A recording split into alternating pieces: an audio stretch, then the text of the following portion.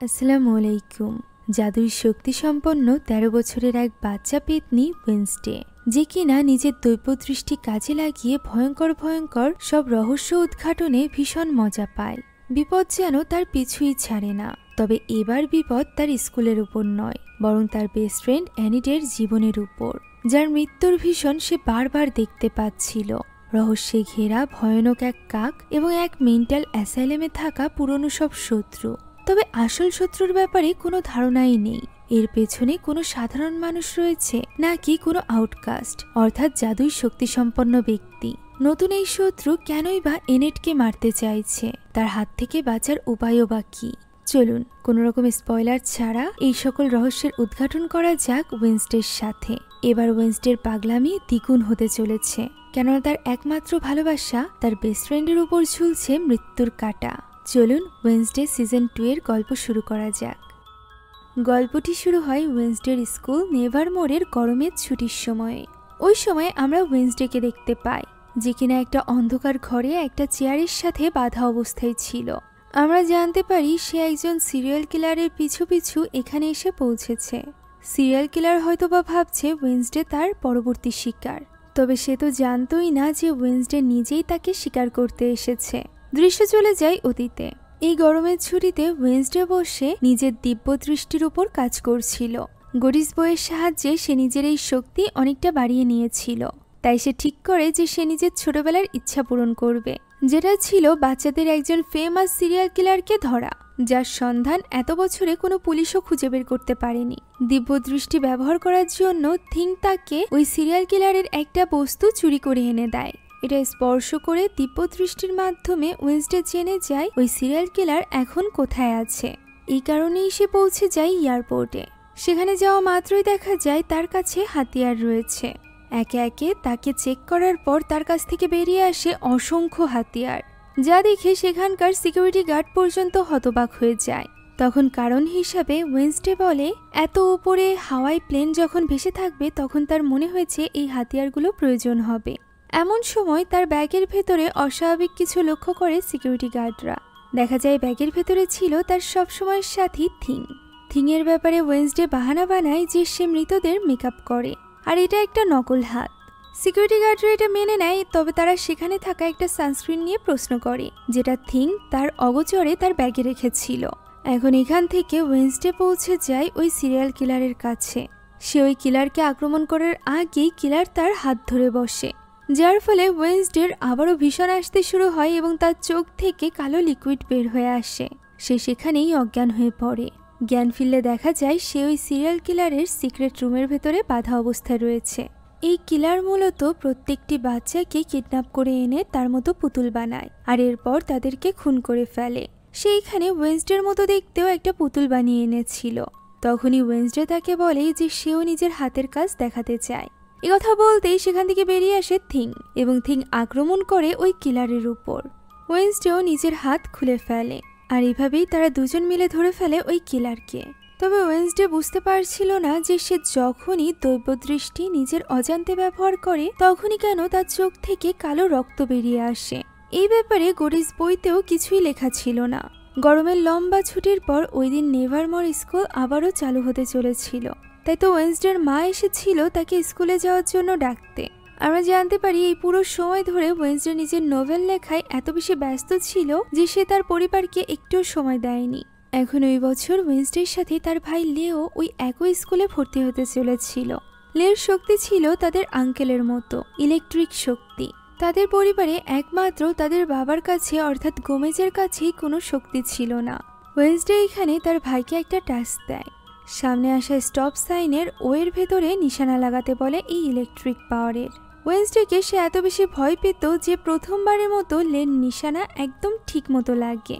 তবে এর ফলে অ্যাক্সিডেন্ট হয় বেশ কয়েকটা গাড়ির, যেটা দেখে এই অদ্ভুত পরিবার ভীষণ পৈশাচিক আনন্দ পাচ্ছিল। এখন ওই সময় আমরা নেভারমোরের কাছে এক জঙ্গলের দৃশ্য দেখতে পাই, যেখানে এক কাপল পিকনিকের জন্য মিলিত হয়েছিল। দূর থেকে একজন লোক তাদের গোপনে ছবি তুলছিল। বোঝাই যাচ্ছিল যে এরা দুজন হাজব্যান্ড ওয়াইফ না। তবে লোকটি যখন ছবি তুলছিল তখন সে লক্ষ্য করে একটা কাককে, যে কাকটা খুব অদ্ভুত দেখতে ছিল। লোকটি দ্রুত ছবি তুলে সেখান থেকে বেরিয়ে যাবে, তবে তার আগে সেখানে অসংখ্য কাকে ছেয়ে যায় এবং একসাথে হামলা করে লোকটির উপর। লোকটি কোনো মতে গাড়ির ভেতরে গিয়ে উঠে বসে। কাক তখনও পর্যন্ত হামলা করছিল। লোকটি এখানে কাউকে একটা ভয়েস মেসেজ পাঠায় যে তারা তার উপর হামলা করছে, তার যদি কিছু হয়েও যায় তাহলে প্রমাণ সে ডেস্কের উপর রেখে দিয়েছে। অর্থাৎ লোকটি নিজেও জানতো যে তাকে কে মারতে চাইছে। এমন সময় লোকটি লক্ষ্য করে গাড়ির ভেতরে অসংখ্য কাক আগে থেকেই অপেক্ষা করছিল। তারা তার উপর আক্রমণ করে এবং নির্মমভাবে তাকে হত্যা করে। এরই মাঝে ওয়েন্সডে তার পরিবারের সাথে পৌঁছে যায় নেভারমোরে। ওয়েন্সডের মা এখানে ওয়েন্সডেকে তার ভাইয়ের খেয়াল রাখতে বলে। তখন ওয়েন্সডের মনে পড়ে যায় ছোটবেলা থেকে যখনই তার মা এই কথা বলেছে তখনই সে তার ভাইকে কিভাবে কষ্ট দিয়েছে। সে এখানে তার ভাইকে লাস্ট ওয়ার্নিং দেয়, আর এরপর সে একা চলে যায় ভেতরে, যেখানে সবার মাঝে এখন সে বেশ ফেমাস। গতবারের মহাবিপদ থেকে স্কুলকে বাঁচানোর জন্য এখন সে স্কুলের সেলিব্রিটিতে পরিণত হয়েছে। অ্যাগনেস নামের একজন স্টুডেন্ট এবং তার বান্ধবীরা আসে ওয়েন্সডের কাছে অটোগ্রাফ চাইতে। বিরক্ত হয়ে ওয়েন্সডে উত্তর দেয় সে অন্যের রক্ত দিয়ে অটোগ্রাফ লেখে। এরই মাঝে তার পুরনো শত্রু বিয়ানকা চলে আসে। সে তার মারমেডের সাইরেন অর্থাৎ হিপনোটাইজার পাওয়ার দিয়ে ওই মেয়েগুলোকে সেখান থেকে পাঠিয়ে দেয়। আমরা বুঝতে পারি এখন বিয়ানকা এবং ওয়েন্সডের মধ্যে বেশ ভালো সম্পর্ক তৈরি হয়েছিল। সে চলে যেতেই সেখানে আসে এই স্কুলের নতুন প্রিন্সিপাল এখানে ওয়েন্সডেকে ওয়েলকাম জানায়। সেই সাথে জানায় পুরনো প্রথা অনুযায়ী সে আগামীকাল রাতে একটা বড় বনফায়ারের আয়োজন করতে চলেছে, যেখানে ওয়েন্সডেকে সেই স্টুডেন্ট অফ অনার বানাতে চাইছিল। ওয়েন্সডে এই অফার রিজেক্ট করে সরাসরি চলে আসে তার রুমে, যেখানে রুমের বাইরে তার নামে অসংখ্য পোস্টার ছিল। এগুলো ছিঁড়ে ভেতরে প্রবেশ করতেই সে হতবাক হয়ে যায়। ভেতরে তার রুমমেট এবং বেস্ট ফ্রেন্ড এনিডের বন্ধুরা উপস্থিত ছিল। ওয়েন্সডে আসায় তারা বেরিয়ে যায়। এরপর এনিড ওয়েন্সডেকে তার আনা গিফটটা দেয়। ওয়েন্সডেও এনিডের জন্য গিফট এনেছিল। সে মূলত ওই সিরিয়াল কিলারের বানানো এক ভয়ঙ্কর পুতুল এনেছিল এনিডের জন্য। এনিড তাকে তার নভেলের ব্যাপারে জিজ্ঞাসা করে। ওয়েন্সডের পাবলিশার চাইছিল নভেলের কিছু জিনিস চেঞ্জ করতে, তবে ওয়েন্সডে এই ব্যাপারে রাজি ছিল না, আর এই কারণেই তার নভেল পাবলিশ হচ্ছিল না। এমন সময় দরজায় নক হয় এবং ওয়েন্সডে দরজা খোলে। সাথে সাথে এনিড লুকিয়ে পড়ে, কেননা দরজার বাইরে ছিল অ্যাজাক্স। এনিডের নিষেধ করায় ওয়েন্সডে এখানে অ্যাজাক্সকে মিথ্যা বলে যে এনিড ভেতরে নেই। তখন সে একটা গিফট দিয়ে সেখান থেকে চলে যায়। আমরা জানতে পারি এনিড অনেক বেশি কনফিউজ ছিল অ্যাজাক্সের ব্যাপার নিয়ে। সে তাকে ভালোবাসতো ঠিকই, তবে এই মুহূর্তে সে তাকে নিয়ে কোনো কিছু ফিল করতে পারছে না। তবে সে এটা বলে তাকে কষ্টও দিতে চাইছে না। সেই কথা বলছিল এমন সময় ওয়েন্সডে আলমারির দরজা খুলে। সাথে সাথে একটা তীর এসে গিয়ে লাগে দেওয়ালে। কেউ যেন আগে থেকে এখানে ফাঁদ পেতে রেখেছিল। তীরের সাথে ছিল একটা ছবি, সেই সাথে একটা ছোট্ট মেসেজ যে তার নজর ওয়েন্সডের উপরে আছে। ওয়েন্সডে এই ছবি স্পর্শ করে নিজের দিব্য দৃষ্টি দিয়ে দেখার চেষ্টা করে এটা কে, তবে যে এই ছবিটি তুলেছে তাকে ওয়েন্সডে দেখতে পায় না। ব্যাপারটা তার কাছে বেশ অদ্ভুত লাগে। এদিকে লেকে নিয়ে তার রুমে চলে এসেছিল তার বাবা মা, যেখানে তার রুমমেট ছিল ইউজেন। গত পার্টে যে ছেলেটি জঙ্গলে আহত হয়েছিল এবং পরবর্তীতে ওয়েন্সডেদের সাহায্য করেছিল ওই লড়াইয়ে। তবে লের কথাবার্তা একটু ক্রিপি হওয়ায় সে ওয়েন্সডের মতো করেই লেকে ভয় পেতে শুরু করে। তবে গোমেজ তাদেরকে বোঝায় যে তারা দুজন যেহেতু রুমমেট তাই এখন থেকে তাদেরকে এক হয়ে থাকতে হবে। তবে এই ব্যাপারে খুব একটা ইন্টারেস্টেড ছিল না ইউজেন, কেননা প্রথমবার রুমে এসেই তার পোষা পোকামাকড়কে খাওয়ার কথা বলছিল লে। মূলত ইউজেন পোকামাকড়কে কন্ট্রোল করতে পারত। সে এখানে লেকে স্পষ্টভাবে জানিয়ে দেয় যে ওয়েন্সডে তার জীবন বাঁচিয়েছিল, আর এই কারণেই সে রাজি হয়েছে লের রুমমেট হতে। এমনিতে এই ডোমের আর কেউই তার রুমমেট হতে চায় না, কেননা সে ওয়েন্সডের ভাই। এদিকে ওয়েন্সডেকে এখন সবাই সেলিব্রিটি মনে করছে। ভয় না পেয়ে এই ব্যাপারটা ওয়েন্সডের ভালো লাগছিল না। এর উপর আবার সে জানতে পারে তার বাবা মা বাড়িতে যাচ্ছে না, বরং তার মা তো অফার পেয়েছে নতুন ফান্ডরাইজিং কমিটির হেড হওয়ার। আগামীকালের প্রোগ্রামের জন্য প্রিন্সিপাল গোমেজ এবং তার থাকারও ব্যবস্থা করেছে ওই বাড়িতে, যে বাড়িতে একসময় ম্যারিলিন থাকতো, অর্থাৎ গত পার্টের সেই ভয়ানক টিচার যে কিনা এই পুরো স্কুলটিকে ধ্বংস করতে চেয়েছিল। ওয়েন্সডের মা যদি এই হেড হওয়ার অফারটি অ্যাকসেপ্ট করে নেয় তাহলে সে এখানেই থাকতে পারবে। তবে এই ঘরের ডেকোরেশন তার একদমই ভালো লাগে না, বরং ভয়ানক লাগে। পিঙ্ক মিষ্টি কালার তাদের সাথে যায় না। মর্টিসিয়াও মূলত এখানে থেকে ওয়েন্সডে এবং লের উপর নজর রাখতে চাইছিল, যেহেতু গুডি অর্থাৎ ওয়েন্সডের পূর্বপুরুষ তাকে এখন আর সাহায্য করছিল না, তাই এই মুহূর্তে সেই তাকে সাহায্য করতে চাইছিল। তবে ওয়েন্সডে তো তার সাহায্য নিতে একদমই রাজি ছিল না। তার মায়ের মনে হচ্ছিল ওয়েন্সডে আস্তে আস্তে করে তার ছোট বোন অফিলিয়ার মতো হয়ে যাচ্ছে। ওয়েন্সডে এতদিন পর তার মায়ের মুখে তার আন্টির নাম শুনে একটু অবাক হয়, তবে সে তার মায়ের সাহায্য নিতে একদমই রাজি হয় না। থিং তাকে এই ব্যাপারে বোঝানোর চেষ্টা করলে সে থিংকেও দূরে চলে যেতে বলে। সে যখন জঙ্গল দিয়ে সামনের দিকে যাচ্ছিল তখনই সে এক স্থানে পুলিশের ভিড় দেখতে পায়। পুলিশ মূলত ওই মৃত্যুর ব্যাপারে জানতে পেরেছিল। এখানে শেরিফের সাথে ওয়েন্সডের পরিচয় হয়। ওই সময় ওয়েন্সডে সেখানে একজন মিস্টেরিয়াস লোককে দেখতে পায়, যে কিনা ওয়েন্সডেকে দেখা মাত্রই পালাতে আরম্ভ করে। তবে খুব শীঘ্রই ওয়েন্সডে তাকে ধরে ফেলে। এই লোকটি আর কেউ নয় বরং টাইলারের বাবা ছিল। জানা যায় যে লোকটি মারা গিয়েছে তার সাথে টেলরের বাবার অনেক ভালো সম্পর্ক ছিল। পুলিশের চাকরি যাওয়ার পরও তারা দুজন মিলে কোনো একটা ব্যাপার নিয়ে তদন্ত করছিল, যেটা কিনা আউটকাস্টদের সুরক্ষার জন্য। গত পার্টে সে আউটকাস্টদের বিরুদ্ধে ছিল, যে কারণে ওয়েন্সডে এবার আর তাকে কোনো রকম সাহায্য করতে চায় না, যদিও টেইলারের বাবা তার কাছে সাহায্য চায়। তবে ওয়েন্সডে সেখান থেকে চলে যায়। তবে লোকটি ওয়েন্সডেকে কাকের থেকে সাবধানে থাকতে বলে। ওয়েন্সডের কাছে ব্যাপারটা অবাক লাগে। এখন ওই রাতে নতুন আসা স্টুডেন্টদের গল্প বলে শোনায় এজাক। সে এখানে একটা ট্যালেন্টেড বাচ্চার গল্প বলে, যার ব্রেন ছিল অনেক বেশি অ্যাক্টিভ, তবে তার হার্ট ছিল অনেক দুর্বল। এই দুর্বল হার্ট নিয়ে সে বেশি দিন বাঁচতে পারবে না, আর এই কারণেই সে ঠিক করে যে সে তার বুদ্ধি কাজে লাগাবে তার হার্টের রোগ ঠিক করতে। সে একটা আর্টিফিশিয়াল হার্ট বানিয়েও নেয়। অপারেশন সাকসেসফুল হয়। তার হার্ট এখন তার ব্রেনের মতোই সচল ছিল। তবে এর ফলে তার আবিষ্কারক মন এত বেশি স্ট্রং হয়ে যায় যে সে এই কাজ করতে গিয়ে নিজেই শিকার হয় তার ভয়ঙ্কর মেশিনের। লোকেদের মধ্যে তার লাশ স্কাল ট্রির নিচে দাফন করা আছে, যেখানে এখনো পর্যন্ত তার ওই নকল হার্টের টিকটিক শব্দ শোনা যায়। কাহিনীটা খুবই ইন্টারেস্টিং লাগে লের কাছে। অন্যদিকে ওই রাতে প্রিন্সিপাল বিয়ানকাকে ডাক দেয় কথা বলার জন্য। সে তাকে অফার করে তার ফান্ড রাইজিং কমিটির মেম্বার হতে। বিয়ানকা প্রথমে না বলে দেয়। তখন প্রিন্সিপাল তাকে মনে করিয়ে দেয় যে সেও এই স্টুডেন্টদের মধ্য থেকে একজন যারা কিনা স্কলারশিপে এখানে পড়াশোনা করছে। তবে যেহেতু ফান্ড এখন অনেক বেশি কমে গিয়েছে, তাই প্রিন্সিপাল বেশ কয়েকজন স্কলারশিপওয়ালা স্টুডেন্টদেরকে স্কুল থেকে বের করে দিবে, যাদের মধ্যে বিয়ানকাও একজন হতে চলেছে, কেননা সে একজন সাইরেন। তবে সে তার এই শক্তিকে কাজে লাগিয়ে নিজের জায়গা মজবুত করতে পারে, ফান্ড রাইজিং এ ব্যবহার করতে পারে তার এই শক্তি। বিয়ানকার কাছে ব্যাপারটা ঠিকঠাক লাগছিল না, তবে তার কাছে আর কোনো উপায়ও ছিল না, কেননা তার পরিবারের আর্থিক অবস্থা এমন না যে তার পড়াশোনার জন্য কোনো রকম টাকা তারা দিতে পারবে। এদিকে থিং মন খারাপ করে বসেছিল, যেখানে এনিট তাকে একটা সারপ্রাইজ দেয়। এনিট এবং তার উলফ ফ্রেন্ডরা মিলে একটা সুন্দর ঘর তৈরি করেছিল। তারা এখানে থিংকে তাদের টিমে জয়েন করতে বলে। তাদেরকে এইভাবে এনজয় করতে দেখে ওয়েন্সডে তখনই রুম থেকে বেরিয়ে যায়। সে সঙ্গীতের রুমে গিয়ে ভায়োলিন বাজাতে আরম্ভ করে। ওই সময় তার মা বসে কারোর একটা ডায়েরি দেখছিল, যে ডায়েরির ভেতরে ছিল অদ্ভুত কিছু পেন্টিং। সেই সাথে আমরা লেকেও দেখতে পাই। সে ম্যাপে স্কাল ট্রি খুঁজছিল। তখনই ইউজিনের মরে পড়ে থাকা একটা মাকড়সাকে কারেন্টের ঝটকা দিয়ে সে জীবিত করে ফেলে। এদিকে ওই সময় আমরা টাইলারের বাবাকেও দেখতে পাই, যে কিনা একা বাড়িতে বসে টাইলারের ছোটবেলার ভিডিও দেখছিল এবং অনেক বেশি ইমোশনাল হয়ে গিয়েছিল। সেই সাথে দেখতে পাই একটা মিস্টেরিয়াস ক্যারেক্টারকে, যে কিনা ওয়েন্সডের ছবি থেকে তার চোখ দুটো তুলে নেয়। এটা কে ছিল তা আমাদেরকে দেখানো হয় না। এদিকে ওয়েন্সডে যখন ভায়োলিন বাজাচ্ছিল তখন সেখানে তাদের নতুন মিউজিক টিচার কাপ্রি আসে। সে অনেক ছোটবেলাতেই ফেমাস হয়ে গিয়েছিল, তাই তো তার ব্যাপারে ওয়েন্সডেও জানতো।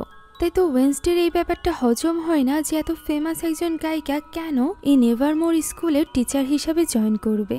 কাপ্রি বলে সে ওয়েন্সডে থেকেই অনুপ্রাণিত হয়েছে, গত বছর যে ঘটনা ঘটেছিল তা থেকে। সে এখানে ওয়েন্সডের বাজানো মিউজিকের অনেক প্রশংসা করে এবং তার মিউজিক ক্লাস জয়েন করতে বলে। তবে ওয়েন্সডের এই ব্যাপারে কোনো রকম আগ্রহ ছিল না। অন্যদিকে পরদিন সকাল থেকেই শুরু হয়ে যায় তোড়জোড় করে বনফায়ারের আয়োজন, যেটা দেখে অনেক বেশি ইমপ্রেস হয়ে গিয়েছিল মর্টিসিয়াও। এখানে যে বাচ্চাগুলো এই জাদু করছিল তাদেরকে দেখে বোঝাই যাচ্ছিল যে তাদেরকে কন্ট্রোল করছে বিয়ানকা। এদিকে তখনও পর্যন্ত মর্টিসিয়া কোনো রকম সিদ্ধান্ত নেয়নি, তাই প্রিন্সিপাল এখানে বিয়াঙ্কার সাথে তার পরিচয় করায় এবং বলে তার অ্যাসিস্ট্যান্ট হিসাবে বিয়াঙ্কা কাজ করবে। ওই রাতে রুমে পৌঁছাতেই ওয়েন্সডে দেখতে পায় এনিটের কাছে রয়েছে তার জন্য আসা একটা পার্সেল, সেই সাথে জেভিয়ারের একটা চিঠি। জেভিয়ারের বাবা মা এখন আর চায় না যে সে এই স্কুলে পড়াশোনা করুক। সে এখানে ওয়েন্সডের মোবাইলের কথা জিজ্ঞাসা করে, যেটা সে তাকে দিয়েছিল। তবে ওয়েন্সডে তো সেটা অলরেডি পানিতে অনেক আগেই চুবিয়ে দিয়েছে। শুধুমাত্র তাই নয়, সে পার্সেলে পাঠিয়েছিল একটা পেন্টিং। কাকের এই অদ্ভুত পেন্টিং দিয়ে সে লিখেছিল ওয়েন্সডে যেন কোনোরকম প্রশ্ন না করে। তার মাথায় এই ছবিটি এসেছে আর এ কারণেই সে ওয়েন্সডেকে এটা পাঠিয়েছে। এটা যে বা যাই হোক না কেন, সেটা ওয়েন্সডের সাথে জড়িত। এমন সময় ওয়েন্সডের নজর পড়ে টাইপরাইটারের দিকে, যেখানে ওয়েন্সডের লেখা নভেলের ব্যাপারে লেখা ছিল। ড্রয়ার খুলতেই ওয়েন্সডে দেখতে পায় সেখানে নভেলের পেপারসগুলো নাই, বরং ছিল একটা ধাঁধা এবং সেই সাথে ওয়েন্সডের ওই চোখ কাটা পিকচার, যেটা পড়েই ওয়েন্সডে বুঝতে পারে যে বড় যে বনফায়ার আজকে জ্বালানো হতে চলেছে তার ভেতরেই তার স্টকার ওয়েন্সডের নভেল রেখে দিয়েছে। তাই তো ওয়েন্সডে তখনই এনিটকে নিয়ে চলে যায় ওই বনফায়ারের কাছে। এনিটকে বাইরে খুঁজতে বলে এবং সে নিজে বনফায়ারের কাছে খুঁজতে থাকে। তখনই কয়েকজন স্টুডেন্টদের সাথে তার ধাক্কা লাগে এবং তার পকেটের ভেতরে কেউ একজন এই সুযোগে একটা পেপারস রেখে যায়, যে পেপারসে লাগানো ছিল অনেকগুলো ব্লেড। এই পেপার থেকে ওয়েন্সডে বুঝতে পারে যে এই বনফায়ারের ভেতরেই রয়েছে তার নভেল। তার লেখা এই নভেলের কোনো কপিও সে এতদিনে রাখেনি, আর 2 বছর ধরে করা এই কষ্ট সে কিছুতেই এইভাবে আগুনের ছাই হতে দিবে না। তাই তো সে বনফায়ারের ভেতরে ঢোকার চেষ্টা করছিল। ওই সময় এনিটকে সরাসরি কনফ্রেন্ট করে অ্যাজাককে সে অনেক রকম বাহানা দিচ্ছিল। এমন সময় সেখানে ব্রুনো চলে আসে। এরই মাঝে ওয়েন্সডেকে ভেতরে ঢুকতে দেখে সে সেখান থেকে কেটে পড়ে। সে ওয়েন্সডেকে ভেতরে যেতে নিষেধ করে, কেননা প্রোগ্রাম শুরু হতেই এটাতে আগুন লাগিয়ে দেওয়া হবে। ওয়েন্সডে কোনো কিছু তোয়াক্কা না করে ভেতরে গিয়ে দেখতে পায় সত্যি তার নভেলটি ভেতরেই রয়েছে। সে সেটা নেওয়ার চেষ্টা করছিল, এমন সময় প্রোগ্রাম শুরু হয়ে যায় এবং অল্প কিছুক্ষণের মধ্যেই প্রিন্সিপাল ওই বনফায়ারে আগুন লাগিয়ে দেয়। দাউ দাউ করে আশেপাশে সবকিছু জ্বলতে আরম্ভ করে। ওয়েন্সডে কোনো মতে নভেলটি নিয়ে বেরিয়ে আসার চেষ্টা করছিল। এদিকে থিংও তাকে হেল্প করার জন্য কোনোভাবেই ভেতরে যেতে পারছিল না। বাকি স্টুডেন্টরা নিজেদের শক্তির সাহায্যে এই আগুনের তাপমাত্রা আরো বাড়িয়ে দিচ্ছিল, যাতে করে ওই বনফায়ারের উপরে থাকা নেভারমোরের প্রতীক ওই পাখিটিকে তারা উড়িয়ে দিতে পারে। সেখানে থাকা বাকি সকলে এই সুন্দর দৃশ্য দেখে এনজয় করছিল। তবে ওয়েন্সডে তখনও পর্যন্ত বের হয়নি, যেটা দেখে এনিট এবার চিন্তিত হয়ে যায় এবং দৌড়ে চলে যায় প্রিন্সিপালের কাছে। সে সেখানে গিয়ে চিৎকার করে প্রিন্সিপালকে বলে দ্রুত আগুন নেভাতে। ভেতরে ওয়েন্সডে অ্যাডাম ফেসে গিয়েছে। তখনই ওয়েন্সডে বাইরে বেরিয়ে আসে এবং স্টুডেন্টদের মধ্য থেকে গায়ে আগুনের ধোঁয়া নিয়ে সামনের দিকে এগোতে থাকে। প্রিন্সিপাল তাকে দেখে অনেক খুশি হয়ে যায়। সে তাকে সম্মানিত করতে চাইছিল গতবারের বিপদ থেকে তাদের স্কুলকে রক্ষা করার জন্য, আর এই কারণে তাকে স্টেজে ডেকে নেওয়া হয়। প্রিন্সিপাল এখানে ওই 4 জন স্টুডেন্টদের পেন্টিং বানিয়েছিল যারা গতবার নেভারমোরকে রক্ষা করেছিল। তবে এই পেন্টিং দেখে প্রচণ্ড বিরক্ত হয় ওয়েন্সডে। তার গম্ভীর ভয়ঙ্কর ইমপ্রেশন নষ্ট করে দিচ্ছিল এই পেন্টিং। তাই তো সে নভেলটি এনিটকে ধরিয়ে দিয়ে সেখানে এগিয়ে যায়, আর এরপর মাইক নিয়ে উল্টোপাল্টা বলতে আরম্ভ করে। সে কোনো হিরো না, সে মূর্খদের জন্য কিছু করে না, এই ধরনের উল্টোপাল্টা কথা বলে সে আগুন লাগিয়ে দেয় ওই পেন্টিংটিতে, যা দেখে সেখানে থাকা সকলে হতবাক হয়ে যায়। তবে বিয়াঙ্কা তো এরকম কিছুই আশা করেছিল, আশা করেনি এনিট। তাই সে ওয়েন্সডেকে অনেক কিছু বলতে থাকে। একদিকে বোনের পাগলামি সবাইকে অবাক করছিল, অন্যদিকে ভাইয়ের পাগলামি সবাইকে ফেলতে চলেছিল এক মহাবিপদে। কেননা গতকাল রাতে অ্যাজাক্সের কাছ থেকে ওই গল্প শোনার পর লে এখন বের হয়েছিল স্কালট্রি খুঁজে ওর ভেতর থেকে ওই লাশকে বের করার জন্য। জঙ্গলের মধ্য দিয়ে হাঁটতে হাঁটতে সে ওই স্কালট্রি পর্যন্ত পৌঁছেও যায়, আর এরপর ওই স্কালের চোখে কান লাগিয়ে সে ওই হার্টবিট শোনার চেষ্টা করে। এমন সময় ভেতর থেকে একটা পাখি বের হয়ে আসে, যার ফলে সে নিচে পড়ে যায়। আর এই নিচে পড়ার ফলে তার ভেতর থেকে ইলেকট্রিক পাওয়ার বেরিয়ে আসে, যার ফলে মাটির ভেতরে থাকা লাশটিতে কারেন্ট লাগে এবং সে জীবিত হয়ে যায়। ভয়ানকভাবে সে বেরিয়ে আসে মাটির নিচ থেকে। তবে এই ভয়ানক অর্ধপচা লাশ দেখে ভয় পাওয়ার বদলে লে তো উল্টে খুশি হচ্ছিল। সে তো এরকম কিছুই করতে চাইছিল। এদিকে এনিট তখনও পর্যন্ত ওয়েন্সডের সাথে কথা বলতে চাইছিল। সে তার কাঁধে গিয়ে হাত রাখে, সাথে সাথে ওয়েন্সডের ভীষণ আসতে শুরু হয়। তার চোখ থেকে কালো রক্ত বেরিয়ে আসে এবং সে মাটিতে লুটিয়ে পড়ে।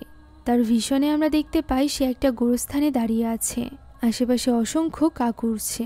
তবে এই কাক ভয়ানক ব্যাপার নয়, বরং ভয়ানক ব্যাপার হলো এনিটের কবর, যার উপর সাদা একটা ফুল মুখে নিয়ে দাঁড়িয়েছিল একটা কাক, ঠিক যেমন ছবি এঁকে তার জন্য পাঠিয়েছিল জেভিয়ার। তখনই এনিট এসে তার গলা চেপে ধরে এবং তাকে বলতে থাকে তার মৃত্যু ওয়েন্সডের কারণেই হয়েছে এই ভীষণ দেখে আসল দুনিয়াতে ছটফট করতে থাকে ওয়েন্সডে। এনিট বুঝতে পারছিল না যে সে কি করবে। এরই মাঝে সেখানে মর্টিসিয়া চলে আসে, আর এরপর জ্ঞান ফিরলে ওয়েন্সডে নিজেকে তার মা বাবার ওই বাড়িতে দেখতে পায়, যেখানে মর্টিসিয়া আবারও সবকিছু তার থেকে লুকানোর জন্য ওয়েন্সডের উপর রেগেছিল। সে এই কালো অশ্রুর মানে জানত। সে বুঝতে পেরেছিল ওয়েন্সডে নিজের শক্তিকে অনেক বেশি ব্যবহার করছে। এ কারণেই সে বুক অফ গুডিস নিয়ে নিতে চায়, যেখান থেকে ওয়েন্সডে এই শক্তি পেত। তবে ওয়েন্সডে এখানে তার মায়ের কোনো রকম সাহায্য নিতে অথবা তার সাথে কোনো রকম কোনো কিছু শেয়ার করতে রাজি ছিল না। তাই তো সে বেরিয়ে গেলে তার মা থিংয়ের সাথে কথা বলে যে তাকে ওয়েন্সডের নিজের থেকেই ওয়েন্সডেকে বাঁচাতে হবে। থিংও এই ব্যাপারটা মেনে নেয়। এখন সেখান থেকে ওয়েন্সডে স্কুলে না গিয়ে সরাসরি চলে যায় টেলরের বাবার বাড়ির সামনে, কেননা তার মনে হচ্ছিল এই সব কিছু কোনো না কোনোভাবে ইন্টারকানেক্টেড, আর এই ব্যাপারে টেলরের বাবা নিশ্চয়ই জানে। দরজায় গিয়ে কয়েকবার নক করার পরও ভেতর থেকে কোনো রকম সাড়া শব্দ না পেয়ে এবার ওয়েন্সডে দরজা খুলে। থিংয়ের মানা করা সত্ত্বেও সে ভেতরে চলে যায় এবং দেখতে পায় সেখানে টেলরের বাবা জীবিত নয়, বরং মৃত পড়ে আছে। তার মুখের ভেতরে তখনও কিছু নড়াচড়া করলে ওয়েন্সডে দেখতে যায় এবং তার মুখ থেকে বেরিয়ে আসে অসংখ্য কাক। কাকগুলো ছটফট করতে করতে ঘরের ভেতর থেকে বেরিয়ে যায়। তখন ওয়েন্সডে সেখানে ওই অদ্ভুত কাকটিও লক্ষ্য করে। সেও সেখান থেকে পালিয়ে যায়। ওয়েন্সডে ভাবে সে তার শক্তি ব্যবহার করে টেলরের বাবার কাছ থেকে কিছু জানার চেষ্টা করবে, তবে সে তাকে স্পর্শ করার পরও কিছুই দেখতে পাচ্ছিল না। ফলে ওয়েন্সডে এবার নিজের শক্তি নিয়েই চিন্তিত হয়ে পড়ে। এমন সময় সেখানে পুলিশ চলে আসলে সে দ্রুত সেখান থেকে পালানোর চেষ্টা করে, তবে ধরা পড়ে যায় এবং তাকে গ্রেফতার করে নেওয়া হয় একজন সাসপেক্টের রূপে। পুলিশ স্টেশনে এনেই তার জিজ্ঞাসাবাদ শুরু করা হয়, যেখানে ওয়েন্সডে জানায় যে মৃত ব্যক্তিই তাকে দেখা করতে বলেছিল। পুলিশরা জানায় যে যে লোকটি গতদিন মারা গিয়েছিল সেই লোকটি লাস্টবার কল করেছিল টেলরের বাবাকে, আর এই কারণেই তারা সেখানে তদন্তের জন্য গিয়েছিল। তবে তারা সেখানে কোথাও টেলরের বাবার ফোন খুঁজে পায়নি। সে কি এই ফোনের ব্যাপারে কোনো কিছু জানে? ওয়েন্সডে বলে সে এই ব্যাপারে কোনো কিছুই জানে না। তার জিজ্ঞাসাবাদ চলছিল, এরই মধ্যে তার বাবা সেখানে চলে আসে। গোমেজ আসলে একজন পেশাদার উকিল ছিল, যে কারণে সে শেরিফকে বলে কোর্টের অর্ডার ছাড়া সে তার মোয়াক্কেলের কোনো রকম জিজ্ঞাসাবাদ করতে পারবে না। একথা বলে সে ওয়েন্সডেকে নিয়ে সেখান থেকে বেরিয়ে পড়ে। শেরিফও আর কিছু বলতে পারে না। তারা যখন স্কুলে ফিরছিল তখন ওয়েন্সডে জিজ্ঞাসা করে সে কিভাবে জানলো। উত্তরে গোমেজ জানায় যে ড্রাইভার তাকে বলেছে। সে তার মায়ের কথা জিজ্ঞাসা করলে তার বাবা বলে যে মাকে জানানোর এখনই কোনো প্রয়োজন নেই। এরপর গোমেজ ওয়েন্সডেকে জিজ্ঞাসা করে যে সে ওই বাড়িতে কি করছিল, যার উত্তর ওয়েন্সডে না দিলে গোমেজ বলে তার এই স্বভাবের কারণেই তার মা তাকে নিয়ে চিন্তা করে। ওয়েন্সডে তার মাকে নিয়ে এখান থেকে চলে যেতে বললে গোমেজ জানায় তার মা সিদ্ধান্ত নিয়েছে সে ফান্ড রাইজিং কমিটির হেড হবে, অর্থাৎ এখন থেকে তারা এখানেই থাকবে। তখন ওয়েন্সডে গোমেজের কাছে তার আন্ট অফিলিয়ার ব্যাপারে জিজ্ঞাসা করে, তবে গোমেজ বলে যে এই গল্পটি যেহেতু তার না, তাই সে এই গল্পটি তাকে শোনাতেও চায় না। এখন পরদিন সকালে আমরা ইউজিনের ওই সিক্রেট আড্ডা দেখতে পাই, যেখানে আসলে ইউজিন দেখতে পাই লে সেখানে আগে থেকেই রয়েছে। সে লেকে জিজ্ঞাসা করে গতরাতে সে কোথায় গায়েব হয়ে গিয়েছিল। সে মনে করে লেও হয়তোবা তার আঙ্কেলের মতো তার মৌমাছিগুলো চিবিয়ে চিবিয়ে খেয়ে নিয়েছে, তাই সে চিন্তিত হয়ে ভেতরে প্রবেশ করে। তখনই হতবাক হয়ে যায়, কেননা ভেতরে বাধা ছিল ওই লাশ। সে ইউজিনের উপর আক্রমণ করতে আসলে লে তাকে ইলেকট্রিক শক দেয়। ইউজিন অনেক ভয় পেয়ে যায়। লে তখন তার হার্ট দেখায় এবং বলে সেও তাদের মতো একজন স্টুডেন্ট ছিল এই নেভারমোরের। এর মানে অ্যাজাক্সের ওই গল্প কোনো কাল্পনিক গল্প নয়। তবে সে ইউজিনকে ভয় পেতে নিষেধ করে, কেননা এই লাশটির কোনো ব্রেন নেই। পোকামাকড়ে তা খেয়ে গিয়েছে, এখন আর সে তাদের কোনো ক্ষতি করতে পারবে না। হতে পারে তার অনেক ক্ষুধা লেগেছে। লে এই লাশটির নাম রাখে স্লার্প। এদিকে রুমে যাওয়ার সময় ওয়েন্সডে এনিডের মৃত্যুর যে ভিশন দেখেছিল এই ব্যাপারে থিংকে জানিয়ে দেয়। তবে এটাও বলে যে থিং যেন এই ব্যাপারটা কারোর সাথে শেয়ার না করে, বিশেষ করে এনিডের সাথে। সে এটা সহ্য করতে পারবে না। একথা বলতে বলতে রুমের দরজা খুলতেই সে হতবাক হয়ে যায়। জানালার বাইরে ব্যালকনিতে পড়ে আছে এনিডের লাশ। গলা কেটে তাকে কেউ হত্যা করেছে। ওয়েন্সডে অনেক বেশি ঘাবড়ে যায় এবং থিংকে বলে দ্রুত হেল্প নিয়ে আসতে। তখনই এনিড হেসে ওঠে। সে মূলত আজকে প্রাঙ্ক ডেতে প্রাঙ্ক করছিল ওয়েন্সডের সাথে। প্রত্যেক বছরই এই দিনে প্রাঙ্ক ডে সেলিব্রেট করা হয় নেভারমোরে। তবে গত বছর এই দিনের পরে ওয়েন্সডে নেভারমোরে এসেছিল, এ কারণে এটাই তার প্রথম প্রাঙ্ক ডে। এনিড এটা ভেবে খুশি ছিল যে ওয়েন্সডে তার মৃত্যুর খবর শুনে অনেক স্যাড হয়ে গিয়েছিল। এখন ওয়েন্সডে রেগে গেলে এনিট বলে সে তো শুধুমাত্র প্রতিশোধ নিচ্ছিল। সে ভেবেছিল ওয়েন্সডে হয়তোবা তার বালিশের উপর মানুষের চোখ রেখে তার উপর প্রাঙ্ক করেছে। তবে এটা ওয়েন্সডে রাখেনি। যদিও এই ব্যাপারে সে এনিটকে কিছুই বলে না, তবে সে বুঝতে পেরেছিল এটা টেলরের বাবার চোখ হতে পারে। তখনই এনিট দেখে তার ফোনে মেসেজ দিয়েছে ওই স্টকার যে ওয়েন্সডে নভেল পড়াতে চেয়েছিল। তারা ওই নাম্বারে কল করতেই দেখতে পায় এটা টেলরের বাবার নাম্বার, অথচ সে তো গতকাল রাতেই মারা গিয়েছে এবং তার ফোনও খুঁজে পায়নি পুলিশেরা। ফলে ওয়েন্সডে এবার আরও বেশি চিন্তিত হয়ে পড়ে এনিটকে নিয়ে। সে এনিটকে রুমেই থাকতে বলে। তবে এনিট তো কোনোভাবেই গত বছরের মতো করে এই বছরটা এই ধরনের মার্ডার মিস্ট্রি অথবা বোরিং জিনিসে নষ্ট করতে চাইছিল না, সে এনজয় করতে চাইছিল। একথা বলে সে রুম থেকে বেরিয়ে যায়। ওয়েন্সডে এবার ওই চোখটি স্পর্শ করে অতীত দেখার চেষ্টা করে, তবে কিছুই দেখতে পায় না। তাই সে থিংকে বলে গুডিসের বই থেকে এর সলিউশন বের করতে। অন্যদিকে পুরো স্কুল জুড়ে প্রাঙ্গডে নিয়ে সবাই অনেক আনন্দ মজা করছিল। এনিট এবং ব্রুনোর ক্লোজনেস দূর থেকে অ্যাজাক্সও অনুভব করতে পারছিল। তখনই তার কাছে আসে লে এবং ইউজিন, এবং তারা অ্যাজাক্সের হয়ে প্রতিশোধ নিতে চায়। ইউজিন যেহেতু কীটপতঙ্গের ভাষা বুঝতে পারত এবং তাদেরকে পরিচালনা করতে পারত, তাই সে তার আটকে রাখা মশাদেরকে পাঠিয়ে দেয় ব্রুনোর কাছে। ফলে ব্রুনোর অবস্থা হয়ে যায় বেগতিক। অ্যাজাক্সও এখানে লে এবং ইউজিং এর সাথে প্রাঙ্ক করে। আনন্দের মধ্যে দিয়ে যেতে থাকে এই দিনটা। তবে প্রফেসর অর্লফ এই প্রাঙ্কডে একদমই পছন্দ করত না, কেননা তার যেহেতু হাত পা নেই, তাই স্টুডেন্টরা তার সাথে সবথেকে বেশি প্রাঙ্ক করে। সে কোনোভাবে কারোর প্রতিবাদও করতে পারে না। এরই মাঝে ওয়েন্সডে সেখানে আসে এবং সে প্রিন্সিপালকে জিজ্ঞাসা করে এমন আউটকাস্টের ব্যাপারে যার কাছে পাখিদেরকে নিয়ন্ত্রণ করার শক্তি আছে। তখন প্রফেসর অর্লফ এভিয়ানদের কথা বলে। আউটকাস্টদের মধ্য থেকে শুধুমাত্র এভিয়ানরাই পাখিদেরকে নিয়ন্ত্রণ করতে পারে। তবে এই স্কুলে 10 বছরের বেশি হয়ে গিয়েছে কোনো এভিয়ান আসেনি। অন্যদিকে বিয়ানকা গিয়েছিল মর্টিসিয়াকে তার মায়ের সাথে কথা বলার জন্য রাজি করাতে। মূলত তার মা অনেক ধনী একজন ব্যক্তি ছিল, তার কাছ থেকে ডোনেশন নিতে চাইছিল প্রিন্সিপাল। তবে এর জন্য মর্টিসিয়াকেই তার সাথে কথা বলতে হবে। তবে তাদের মা মেয়ের সম্পর্ক একদমই ভালো ছিল না, যে কারণে বিয়ানকার খুব একটা লাভ এখানে হয় না। এদিকে লে মাংসওয়ালা খাবার নিয়ে গিয়েছিল ওই লাশের জন্য, যেটা সে খেয়ে নেয়। তবে এর ফলে তার শক্তিও বেড়ে যায়, কেননা লেরা বের হওয়া মাত্রই সে নিজের শক্তি দিয়ে শেকলে বাঁধা কাঠ ভেঙে ফেলে। এদিকে ওয়েন্সডে টেলরের সাথে দেখা করতে চাইছিল, এর জন্য তার গাড়ির প্রয়োজন। তবে ফ্যামিলি কার নিলে সবাই জেনে যাবে, তাই তো সে এইখানে এনিটের ওই চিঠিটা চুরি করে নেয় যে লেটার দেখালেই ড্রাইভিং শেখাবে। এনিট রুমে গিয়ে সে লেটার আর খুঁজে পায় না। এমন সময় সেখানে আসে ওয়েন্সডের মা। সে এখানে ওয়েন্সডের সাথে নয়, বরং থিংয়ের সাথে দেখা করতে এসেছিল। সে থিংয়ের উপর রেগেছিল, কেননা গুডিসের বই এতদিন ধরে ওয়েন্সডের কাছে আছে এই ব্যাপারটা থিং তাদেরকে জানায়নি। সেও তো তাদের পরিবারের অংশ। যা শুনে থিং এখানে তাকে মনে করাতে থাকে কখন কখন তারা নিজেদের অ্যাকশনের মাধ্যমে তাকে চাকরের মতো ট্রিট করেছে। এখনও তাদের মা মেয়ের খারাপ সম্পর্কের ব্লেম তার উপর দেওয়া হচ্ছে। একথা বলে রাগ দেখিয়ে সে নিজের ঘরে চলে যায়। অন্যদিকে ওয়েন্সডে পৌঁছে যায় ওই ড্রাইভারের কাছে। সেখানে এনিটের চিঠি দিতেই ড্রাইভার তাকে ড্রাইভিং সিট ছেড়ে দেয়। আর এই সুযোগ নিয়ে ওয়েন্সডে এই গাড়ি নিয়ে যেতে চাইছিল অ্যাসাইলামে, যেখানে টেলর আছে। তবে ড্রাইভারও নিজের সিটের সাথে একটা ব্রেক নিয়ে রেখেছিল, যেটার কারণে ওয়েন্সডে সুবিধা করে উঠতে না পারলে সে ওই ব্রেকটাই কেটে দেয়। ওই সময় ওই ড্রাইভার নেভারমোরের গেটে ওই লাশকে দেখতে পায়, যে কিনা গেট খুলে বের হওয়ার চেষ্টা করছিল। এই জীবন্ত লাশকে দেখে ড্রাইভার বেশ অবাক হয়। এরই মাঝে ওয়েন্সডে গাড়ি চালাতে আরম্ভ করলে সে তো আরো বেশি হতবাক হয়ে যায়। এভাবেই একটানে ওয়েন্সডে চলে আসে ওই অ্যাসাইলামে। সেখানে এসে তার ভেতরে ঢোকার জন্য খুব একটা কষ্ট করা লাগে না। নিজের রিসার্চ দেখিয়ে সে সরাসরি এই অ্যাসাইলামের অথরিটির সাথে কথা বলে। সেখান থেকে সে জানতে পারে টাইলার এবং বাকি আউটকাস্টদের দেখাশোনা করে ডক্টর ফেয়ারবর্ন। সে এখানে ফেয়ারবর্নের ব্যাপারে অনেক প্রশংসা করতে থাকে। ডক্টর নিজে কোনো আউটকাস্ট না, তবে সে আউটকাস্টদের মানসিক অবস্থার ব্যাপারে থিওরি লিখেছে। এটা নিয়ে ওয়েন্সডে তাকে ছোট করতে থাকলে তখনই সেখানে চলে আসে ডক্টর ফেয়ারবর্ন।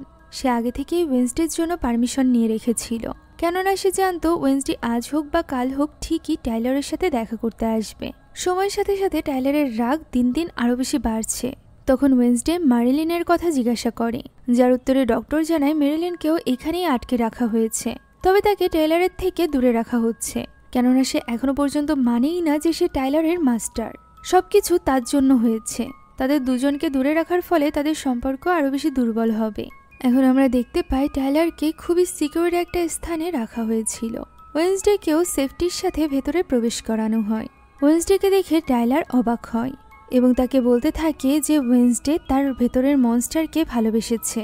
তারা দুজনই কালো দুনিয়ার মানুষ, তারা দুজন চাইলে পুরো পৃথিবীর উপর রাজত্ব করতে পারে। এভাবেই কথা কাটাকাটি শুরু হলে টাইলারের মনস্টার রূপ বেরিয়ে আসতে যায়। তখনই কারেন্টের শক দিয়ে তাকে স্বাভাবিক করা হয়। তখন ওয়েন্সডে টাইলারকে তার বাবার মৃত্যুর সংবাদ দেয়। সেই সাথে আমরা এটাও জানতে পারি যে যে লোকটি প্রথমে মারা গিয়েছিল সে টাইলারের চাচা ছিল। টাইলারের পরিবারে দুইজন মারা গিয়েছে। এই কারণেই সে টাইলারের সাথে দেখা করতে এসেছে যাতে করে কোনো ক্লু পায়। তবে টাইলার তাকে মোটেও সাহায্য করার মুডে ছিল না, যেটা বুঝতে পেরে ওয়েন্সডে সেখান থেকে চলে যেতে চাইলে টাইলার তাকে এনিডের কথা বলে উস্কাতে থাকে। এনিডি শেষ ব্যক্তি ছিল যে কিনা গতবার লড়াইয়ে টাইলারের উপর হামলা করেছিল, তাই সে বলে এনিডকে যেখানেই সে দেখবে সেখানেই শেষ করে দিবে। বেস্ট ফ্রেন্ডকে মারার কথা শুনে ওয়েন্সডে এবার আরো বেশি ক্ষেপে যায়। সে টাইলারকে উল্টোপাল্টা বলতে থাকে, যার ফলে টাইলারের ভেতরকার মনস্টার এবার সত্যিকার রূপ নেয়। তবে সময় থাকতে কন্ট্রোলে থাকা লোকটি তাকে কারেন্টের শক দিয়ে আবারও স্বাভাবিক করে তোলে। ওয়েন্সডে বেরিয়ে যায় এবং সে চিৎকার করতে থাকে। দৃশ্য চলে আসে স্কুলে, যেখানে লিও এখন জেনে গিয়েছিল যে তার পেট জম্বি অর্থাৎ ওই লাশটি পালিয়ে গিয়েছে। এদিকে এনিড এবং ব্রুনোর সম্পর্ক অনেক বেশি গভীরে চলে গিয়েছিল। ব্রুনো এনিডের সাথে তার রুমে আসে। ওই সময় কাউকে একটা আমরা গোপনে এনিডের উপর নজর রাখতে দেখতে পাই। সেখানে একটা গিফট বক্স ছিল, যেটা ছিল থিংয়ের জন্য। তাই সে ব্রুনোকে অপেক্ষা করতে থিনের বাড়ির কাছে যায়। সেখানে সে থিনের ওই গিফট বক্সটিও খোলে, যার ভেতরে ছিল থিনের পুলিশে ধরা পড়া একটা ছবি, সেই সাথে একটা চিরকুট, যেটা পড়ে এনিড বুঝতে পারে এই গিফটটা তাকে পাঠিয়েছে ওয়েন্সডের আঙ্কেল। আর এই গিফটটা তাকে তার জন্মদিনের গিফট হিসাবেই পাঠানো হয়েছে, অর্থাৎ আজকে থিংয়ের জন্মদিন। তবে আঙ্কেল ফেস্টার বাদে অ্যাডামস ফ্যামিলির আর কারোরই তার জন্মদিনের কথা মনে নেই। তাই এনিড ঠিক করে যে সে থিংয়ের বার্থডে উপলক্ষে একটা পার্টি দিবে। এমন সময় পেছনে আওয়াজ হয়ে ওঠে এবং ব্রুনোর কোনো একটা অবস্থা দেখে দৌড়ে চলে যায় এনিড। থিং দেখতে যাবে তার আগেই তার ঘরের বক্সটির দরজা বন্ধ হয়ে যায়, সেই সাথে উপর থেকেও বন্ধ করে দেওয়া হয়। ফলে সে এনিডকে কোনো রকম সাহায্যই করতে পারে না। এদিকে প্রিন্সিপালকে গিয়ে বিয়ানকা জানায় যে কিছুতেই মর্টিসিয়া তার মায়ের সাথে কথা বলতে রাজি হচ্ছে না। তখন প্রিন্সিপাল বলে যে সে এমনি বিয়ানকাকে তার কাজে তো নেয়নি, নিশ্চয়ই এর পেছনে উদ্দেশ্য রয়েছে। যা শুনতেই বিয়ানকা বুঝতে পারে যে সে চাইছে বিয়ানকা যেন তার সাইরেন্স মর্টিসিয়ার উপর প্রয়োগ করে। ফলে সে এবার একটু ক্ষেপে যায় এবং নিজের শক্তি প্রিন্সিপালের উপর প্রয়োগ করার চেষ্টা করে। তবে প্রিন্সিপাল তো আগে থেকেই নিজের কাছে একটা বিশেষ রকমের পাথর রেখেছিল, যেটা সাইরেন সং থেকে রক্ষা করে, অর্থাৎ বিয়ানকার জাদুর কোনো প্রভাব তার উপর পড়বে না। ফলে বিয়াঙ্কা বুঝতে পারছিল না যে তার কি করা উচিত। অন্যদিকে ওয়েন্সডে রুমে এসে দেখতে পাই ওই বক্সের ভেতরে থিং আটকা। সে থিংকে মুক্ত করতেই বুঝতে পারে যে এনিডকে কেউ কিডন্যাপ করে নিয়ে গিয়েছে। এনিডের ফোনে কল আসে এবং সে তাকে চ্যালেঞ্জ করে পূর্ণিমার আগেই এনিডকে রক্ষা করতে। আর এই রক্ষার কাজে সে যদি অন্য কাউকে ইনভলভ করে তাহলে এনিডকে সে আর ফেরত পাবে না। লোকটির নজর সবসময় ওয়েন্সডের উপরে আছে। ওই সময় দরজার নিচে থেকে কেউ একজন প্লেডেড কার্ড ছুঁড়ে মারে। তবে ওয়েন্সডে বের হয়ে দেখতে পায় সেখানে কেউই নেই। এদিকে এনিডের জ্ঞান ফেরে এবং সে দেখতে পায় তাকে ব্রুনোর সাথে ক্লক টাওয়ারের ভেতরে বেঁধে রাখা হয়েছে। শিকল দিয়ে বেঁধে রাখা হয়েছে যাতে করে তারা কোনোভাবে এটা কাটতে না পারে। প্রথমে তো এনিডের মনে হয় এটা হয়তোবা এজাক্স করছে, কেননা আজ প্রাং ডে। তাদের উপর রাগ এবং ক্ষোভ থেকেই হয়তোবা সে এটা করছে। ঠিক তখনই উপর থেকে একটা ছুরি এসে পড়ে। দেখা যায় উপরে রয়েছে অসংখ্য ছুরি, যার একটা একটা পড়তে আরম্ভ করলে তাদের শরীরের কোনো অংশই খুঁজে পাওয়া যাবে না। মৃত্যু নিশ্চিত দেখে এনিড বুঝতে পারে এটা কোনো প্রাঙ্ক না। এদিকে ওয়েন্সডে থিংয়ের সাথে বেরিয়ে পড়েছিল এনিডকে খুঁজতে। পথেই তার দেখা হয় তার মিউজিকের টিচারের সাথে। তার সাথে কথা বলে ওয়েন্সডের এখানে মাথায় একটা বুদ্ধি আসে। সে যে নোটটি পেয়েছিল এটা মূলত একটা মিউজিক্যাল নোট ছিল। তাই সে সরাসরি চলে যায় মিউজিকের রুমে। সেখানে গিয়ে সে পিয়ানোতে ডেট বাজায়। সাথে সাথে খুলে যায় একটা সিক্রেট দরজা। এর ভেতরে একটা সুড়ঙ্গ পথ পাওয়া যায়, যেটা কোথাও একটা নিয়ে যাচ্ছিল ওয়েন্সডেকে। যাওয়ার সময় হঠাৎ করেই পেছনে কারোর একটা ছায়া দেখা যায়। লাল হুডি পরা মুখোশধারী এই ব্যক্তিকে দেখে ওয়েন্সডে হতবাক হয়ে যায়, কেননা একটু পরপরই এই ব্যক্তি গায়েব হয়ে যাচ্ছিল। সেখানে পড়েছিল শুধুমাত্র তার মাস্ক, যেটাতে ওয়েন্সডের জন্য ওয়ার্নিং ছিল যে সময় পেরিয়ে যাচ্ছে। তাই সে দ্রুত চলে যায় সামনের দিকে এবং দেখতে পায় সে ক্লক টাওয়ারে পৌঁছে গিয়েছে। সেখানে একটা এলিভেটর ছিল, সে এলিভেটরের ভেতরে ঢুকে পড়ে। অন্যদিকে এই পুরো সময়ে এনিট এবং ব্রুনো এটা ভাবছিল যে এইভাবে তারা কি জন্য ফাঁসলো। এনিট বুঝতে পারে তার বান্ধবীর জন্যই এমনটি হয়েছে। ব্যাড লাক, খুনি এসব সব সময় তার বেস্ট ফ্রেন্ডের পিছু করে। তখন ব্রুনো বলে সে কেন তাহলে তার বেস্ট ফ্রেন্ডকে ছেড়ে দেয় না। উত্তরে এনিট বলে বাকিদের জন্য ওয়েন্সডে একটা অন্ধকার হলেও তার জন্য আলোর পথ।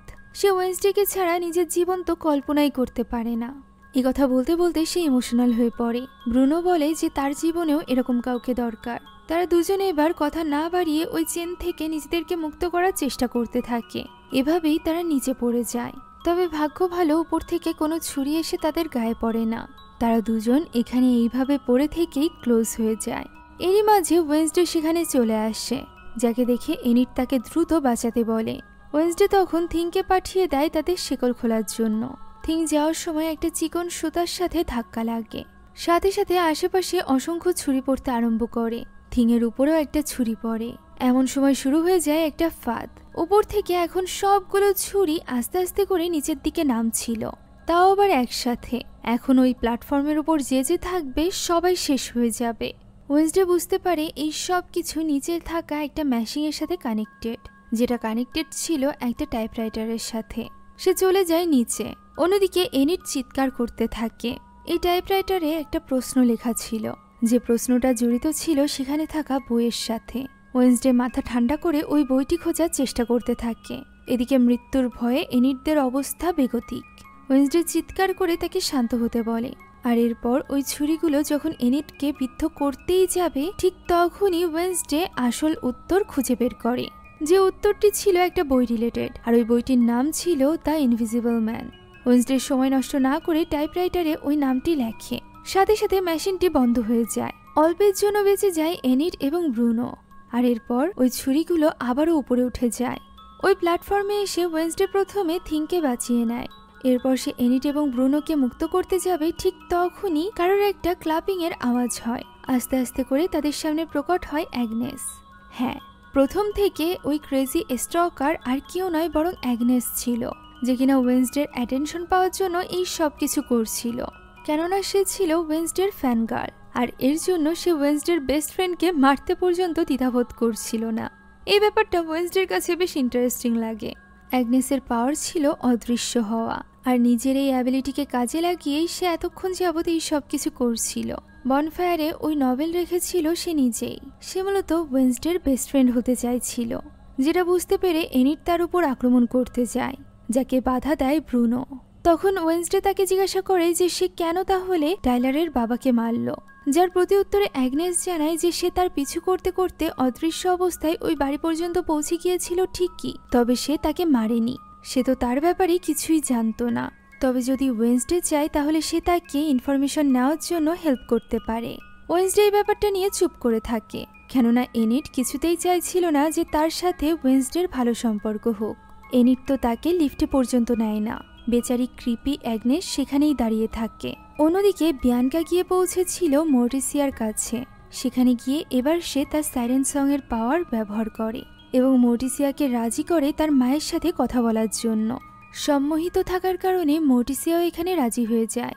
আর এরপর তার মেমোরি থেকে বিয়াঙ্কা নিজের এখানে আসার অস্তিত্বও মিটিয়ে দেয় এবং সেখান থেকে বেরিয়ে যায়।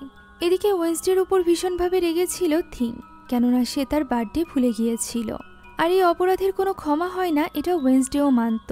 তাই সে এখানে নিজের জন্য একটা শাস্তির ব্যবস্থা এনেছিল। সে থিংকে বলে তার জন্য কঠিনতর শাস্তির ব্যবস্থা করতে, তবে থিং এতে রাজি হয় না। তখনই তার মনে পড়ে যায় ওই বইটির কথা, অর্থাৎ গরিসের বইয়ের কথা। বইটির নাম উচ্চারণ করা মাত্রই থিং ভেতরের দিকে চলে যায়। ওয়েন্সডে বুঝতে পারে বইটি সেখানে নেই। সে এই ব্যাপারে থিংকে জিজ্ঞাসা করে। থিং ভয়ে কাচুমুচু হয়ে যায়, কেননা ওই বইটি তো তার কাছ থেকে এসে মর্টিসিয়া নিয়ে গিয়েছিল, যেটা বুঝতে পেরে এবার ওয়েন্সডে তার মায়ের উপরই ক্ষেপে যায়। অন্যদিকে ওই সময় আমরা জঙ্গলের দৃশ্য দেখতে পাই। ওই লোকটিকে দেখতে পাই যার গাড়িকে ছলে কৌশলে ওয়েন্সডে ব্যবহার করেছিল ওই অ্যাসেলামে যাওয়ার জন্য। সে এখানে প্রিন্সিপালকে কল করেছিল এবং নেভারমোরের কোনো স্টুডেন্টকে আর কখনোই সে ড্রাইভিং শিখাবে না বলে জানিয়ে দিয়েছিল। সে যখন এই কথা বলছিল তখনই তার সামনে লের পেট জম্বি চলে আসে। গাড়িতে ধাক্কা লাগার ফলে সে নিচে পড়ে যায়। ফলে লোকটি চিন্তিত হয়ে পড়ে এবং গাড়ি থেকে নেমে দেখতে যায় সে কাকে অ্যাক্সিডেন্ট করলো। তবে সে সেখানে কাউকে দেখতে পায় না। এমন সময় ঠিক তার পেছনেই দাঁড়িয়ে ছিল ওই জীবিত লাশ, অর্থাৎ ওই জম্বি, যে কিনা তার উপর হামলা করে এবং তার ব্রেন খুলে খেয়ে ফেলে। অর্থাৎ আস্তে আস্তে এই জম্বি আরো বেশি ভয়ানক হয়ে উঠছিল, যে ব্যাপারে কোনো ধারণা ছিল না লে এবং তার বন্ধু ইউজিনের। এখান থেকে দৃশ্য পরিবর্তিত হয় এবং আমরা মরিসিয়া এবং গমেজকে দেখতে পাই, যারা দুজন মিলে থিংয়ের জন্য একটা স্পার আয়োজন করেছিল। তারা যে থিংয়ের বার্থডে ভুলে গেছে এই ব্যাপারটা নিয়ে তাদেরও অপরাধ বোধ হচ্ছিল। মরিসিয়া এখানে গমেজের সাথে এটাও শেয়ার করে যে তার হঠাৎ করে কেন জানি তার মায়ের সাথে কথা বলতে ইচ্ছা হচ্ছে, তাকে মেট গালাতে ডাকতে ইচ্ছা হচ্ছে। গমেজেরও ব্যাপারটা সুবিধার মনে হচ্ছিল না। স্ত্রীর মুড ঠিক করার জন্য তারা দুজন এখানে ডান্স করতে আরম্ভ করে। এরই মাঝে হঠাৎ করে তাদের বাড়িতে কেউ একজন যেন প্রবেশ করে, যে ব্যাপারটা বুঝতে পারে মরিসিয়া। তাই তো সে এখানে বাহানা করে গোমেজকে সেখানেই রেখে নিজে চলে যায় বেডরুমে, যেখানে ওয়েনসডে এসেছিল গুরিজের বই নিতে। তবে সে যে বক্সের ভেতরে এই বই থাকবে বলে ভেবেছিল সেটার ভেতরে ছিল না। সে এখানে মর্তিসিয়াকে তার নিজের স্বপ্নের ব্যাপারেও বলে এনিটকে বাঁচানোর জন্য এই মুহূর্তে তার এই বইটি দরকার। তবে মর্টিসিয়ার এমনটি মনে হচ্ছিল না। তার মনে হচ্ছিল ওয়েনসডে এই ভিশনের মাধ্যমে আরো বেশি কনফিউজড হয়। সে চাইছিল না কোনোভাবেই তার মেয়ে বিপদে পড়ুক, তার শক্তি দূষিত হোক। সে ওই কাজটি জীবনেও করতে চাইছিল না যেটা তার মা তার বোনের সাথে করেছিল।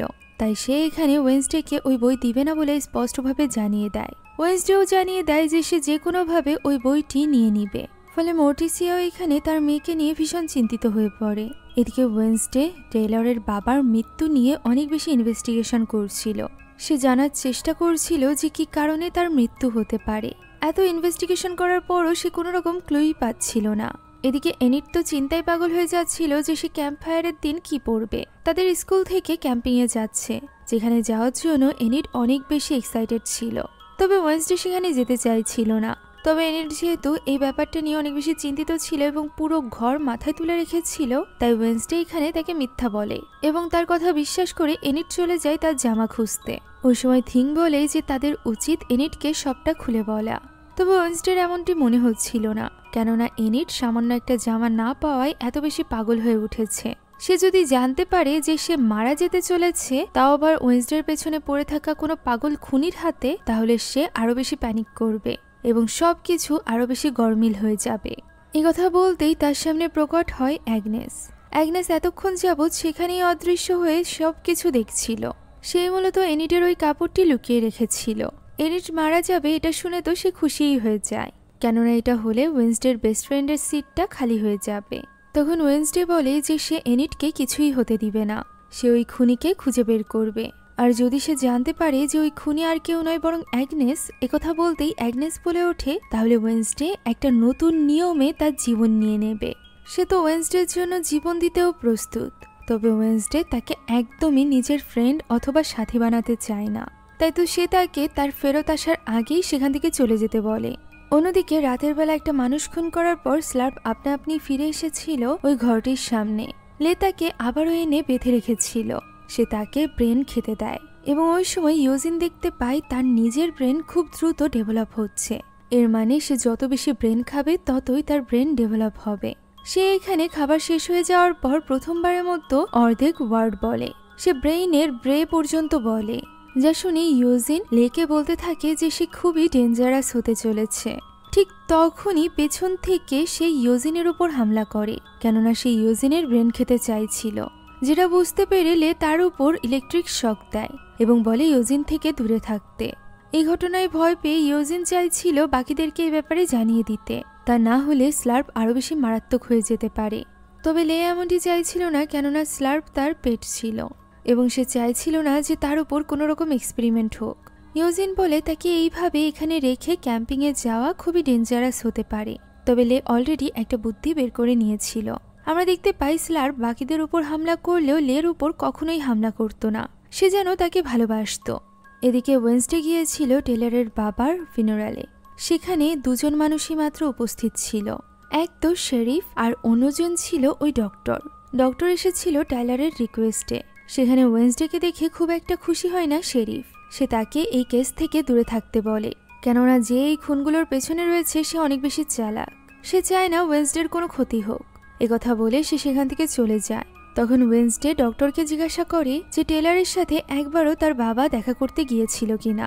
প্রথমে তো ডক্টর উত্তর দিতে চাইছিল না, পরবর্তীতে সে জানায় যে হ্যাঁ, এত লম্বা সময়ে মাত্র একবারই সে গিয়েছিল।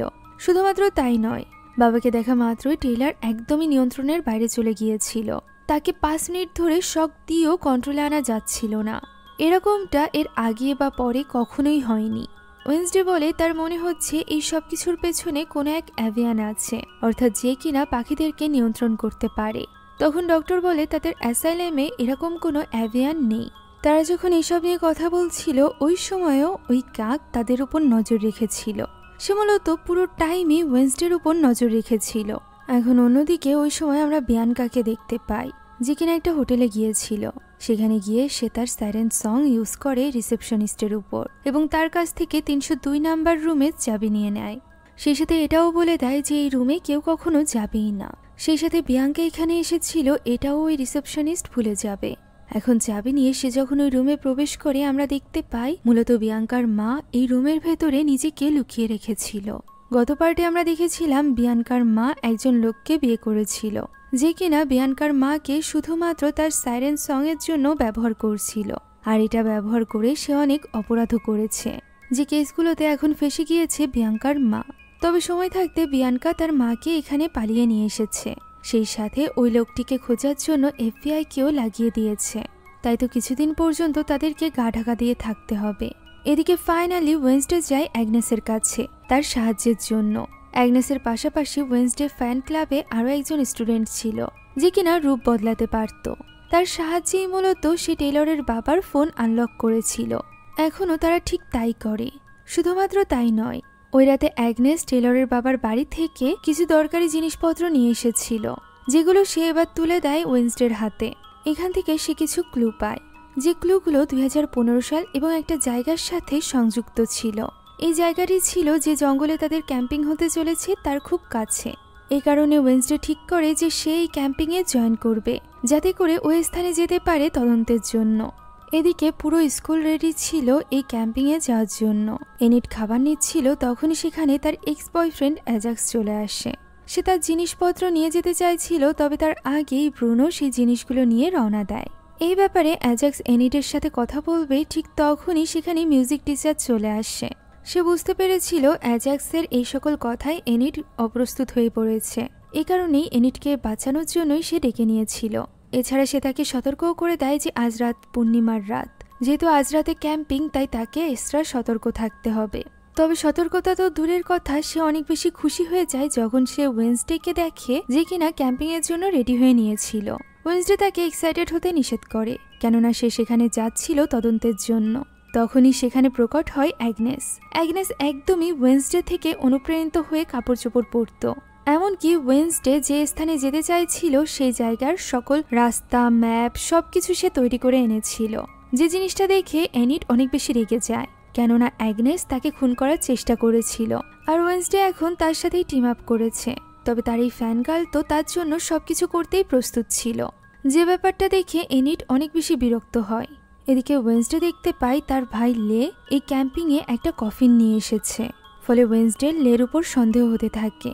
সে তাকে নানান রকম প্রশ্ন করছিল।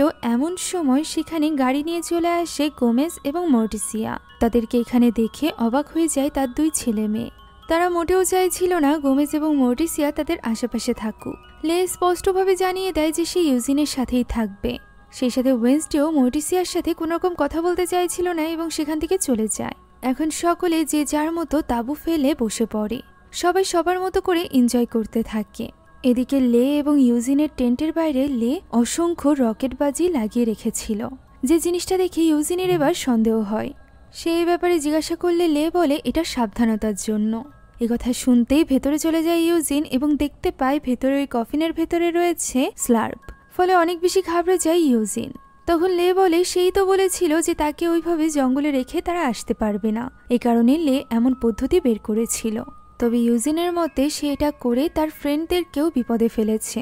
সে স্পষ্টভাবে জানিয়ে দেয় যে সে এই জম্বির সাথে কিছুতেই রাত কাটাবে না। ওই সময় বাইরে তাদেরকে ডাকতে চলে আসে গোমেজ। গোমেজের গলা শুনে তারা দুজনই দ্রুত বাইরে চলে যায়। গোমেজ তাদের জন্য খাবার নিয়ে এসেছিল। ভেতরে আওয়াজ শুনে সে ভেতরে যাওয়ার চেষ্টা করলে লে তাকে আটকে দেয়। গোমেজের সন্দেহ হয়েছিল, তাই সে তাদেরকে অ্যাডভাইস করে যে সবসময় যেন তারা একসাথে থাকে, যদি তাদের দ্বারা কোনো ভুলও হয়ে যায় তবুও এই ব্যাপারে যেন কেউ জানতে না পারে, গোপনে তারা যেন সব কিছু মাটি চাপা দিয়ে দেয়। এই ব্যাপার বলে সে সেখান থেকে চলে যায়। এখন প্রিন্সিপাল সব স্টুডেন্টদের ডেকে তাদের জন্য একটা ভাষণ দিচ্ছিল। তখনই একটা অঘটন ঘটে। সেখানে চলে আসে কিছু নর্মিস অর্থাৎ নর্মাল মানুষেরা। এটা ছিল একটা ক্যাডেট গ্রুপ, যাদের টিচার এখানে সরাসরি কথা বলতে চায় প্রিন্সিপালের সাথে। সে বলে সে আগেই এই ক্যাম্পটা বুক করেছে, তবে প্রিন্সিপালের দাবি ছিল সে এই ক্যাম্পটা আগে বুক করেছে। তো তাদের মধ্যে তর্ক শুরু হয়ে যায় এবং জানা যায় একজন ক্যাম্পের মালিকের কাছ থেকে বুক করেছিল, অন্যজন ক্যাম্পের মালিকের ছেলের কাছ থেকে বুক করেছিল। এই জন্য একই দিনে দুটো বুকিং হয়ে গিয়েছিল। তারা কোনো রকম সলিউশনে যেতে পারছিল না, যেটা দেখে এখানে ওয়েডনেসডে মাঝখানে আসে এবং তাদের সামনে একটা প্রতিযোগিতা রাখে, যে প্রতিযোগিতায় যে বিজেতা হবে সেই এখানে ক্যাম্পিং করবে। এই শর্ত দুই পক্ষই মেনে নেয় এবং নিজেরা প্রস্তুত হতে থাকে। এদিকে এই বুদ্ধিদাতা ওয়েডনেসডে কিছুতেই তাদের এই ফাঁদে পা দিতে চাইছিল না। এই প্রতিযোগিতার কারণে সে নিজের লক্ষ্য থেকে কিছুতেই সরবে না বলে ঠিক করে। এখন এই গহীন জঙ্গলের দুটো স্থানে দুই টিমের এক একটা করে এগ রাখা ছিল। যে এগকে রক্ষা করছিল ওই টিমের কয়েকজন মেম্বার। অন্য মেম্বাররা অ্যাটাকের জন্য আশেপাশেই অপেক্ষা করছিল। যে টিম অন্য টিমের ডিম নিয়ে আগে টাওয়ারের উপর রাখতে পারবে সেই টিমই বিজেতা হবে। ক্যাডেটের টিম এখানে অ্যাজেকের টুপি সরিয়ে দেয়, যার ফলে তারা খুব সহজেই নিজেদের এগ উদ্ধার করে নেয় এবং এই ব্যাপারে জানান দেয় বাকিদেরকে। অন্যদিকে ক্যাডেটরা যে এগ রক্ষা করছিল তাদের উপর গোপনে নজর রাখছিল ওয়েডনেসডে এবং বিয়াঙ্কা। সেখানে প্রথমেই হামলা করে এনিট এবং ব্রুনো, তবে ক্যাডেট টিম তাদের সামনে টিয়ার গ্যাস ছেড়ে দেয় এবং নিজেরা মাস্ক পরে নেয়। ফলে অ্যানেট এবং ব্রুনো সেখানেই থেমে যায়। ওই সময় ওয়েডনেসডে তার দ্বিতীয় চাল চালে। ইউজিন মৌমাছিদের কন্ট্রোল করে তাদের কাছে পাঠিয়ে দেয়, যেটা ধোয়ার ভেতর দিয়ে গিয়ে তাদের উপর আক্রমণ করে।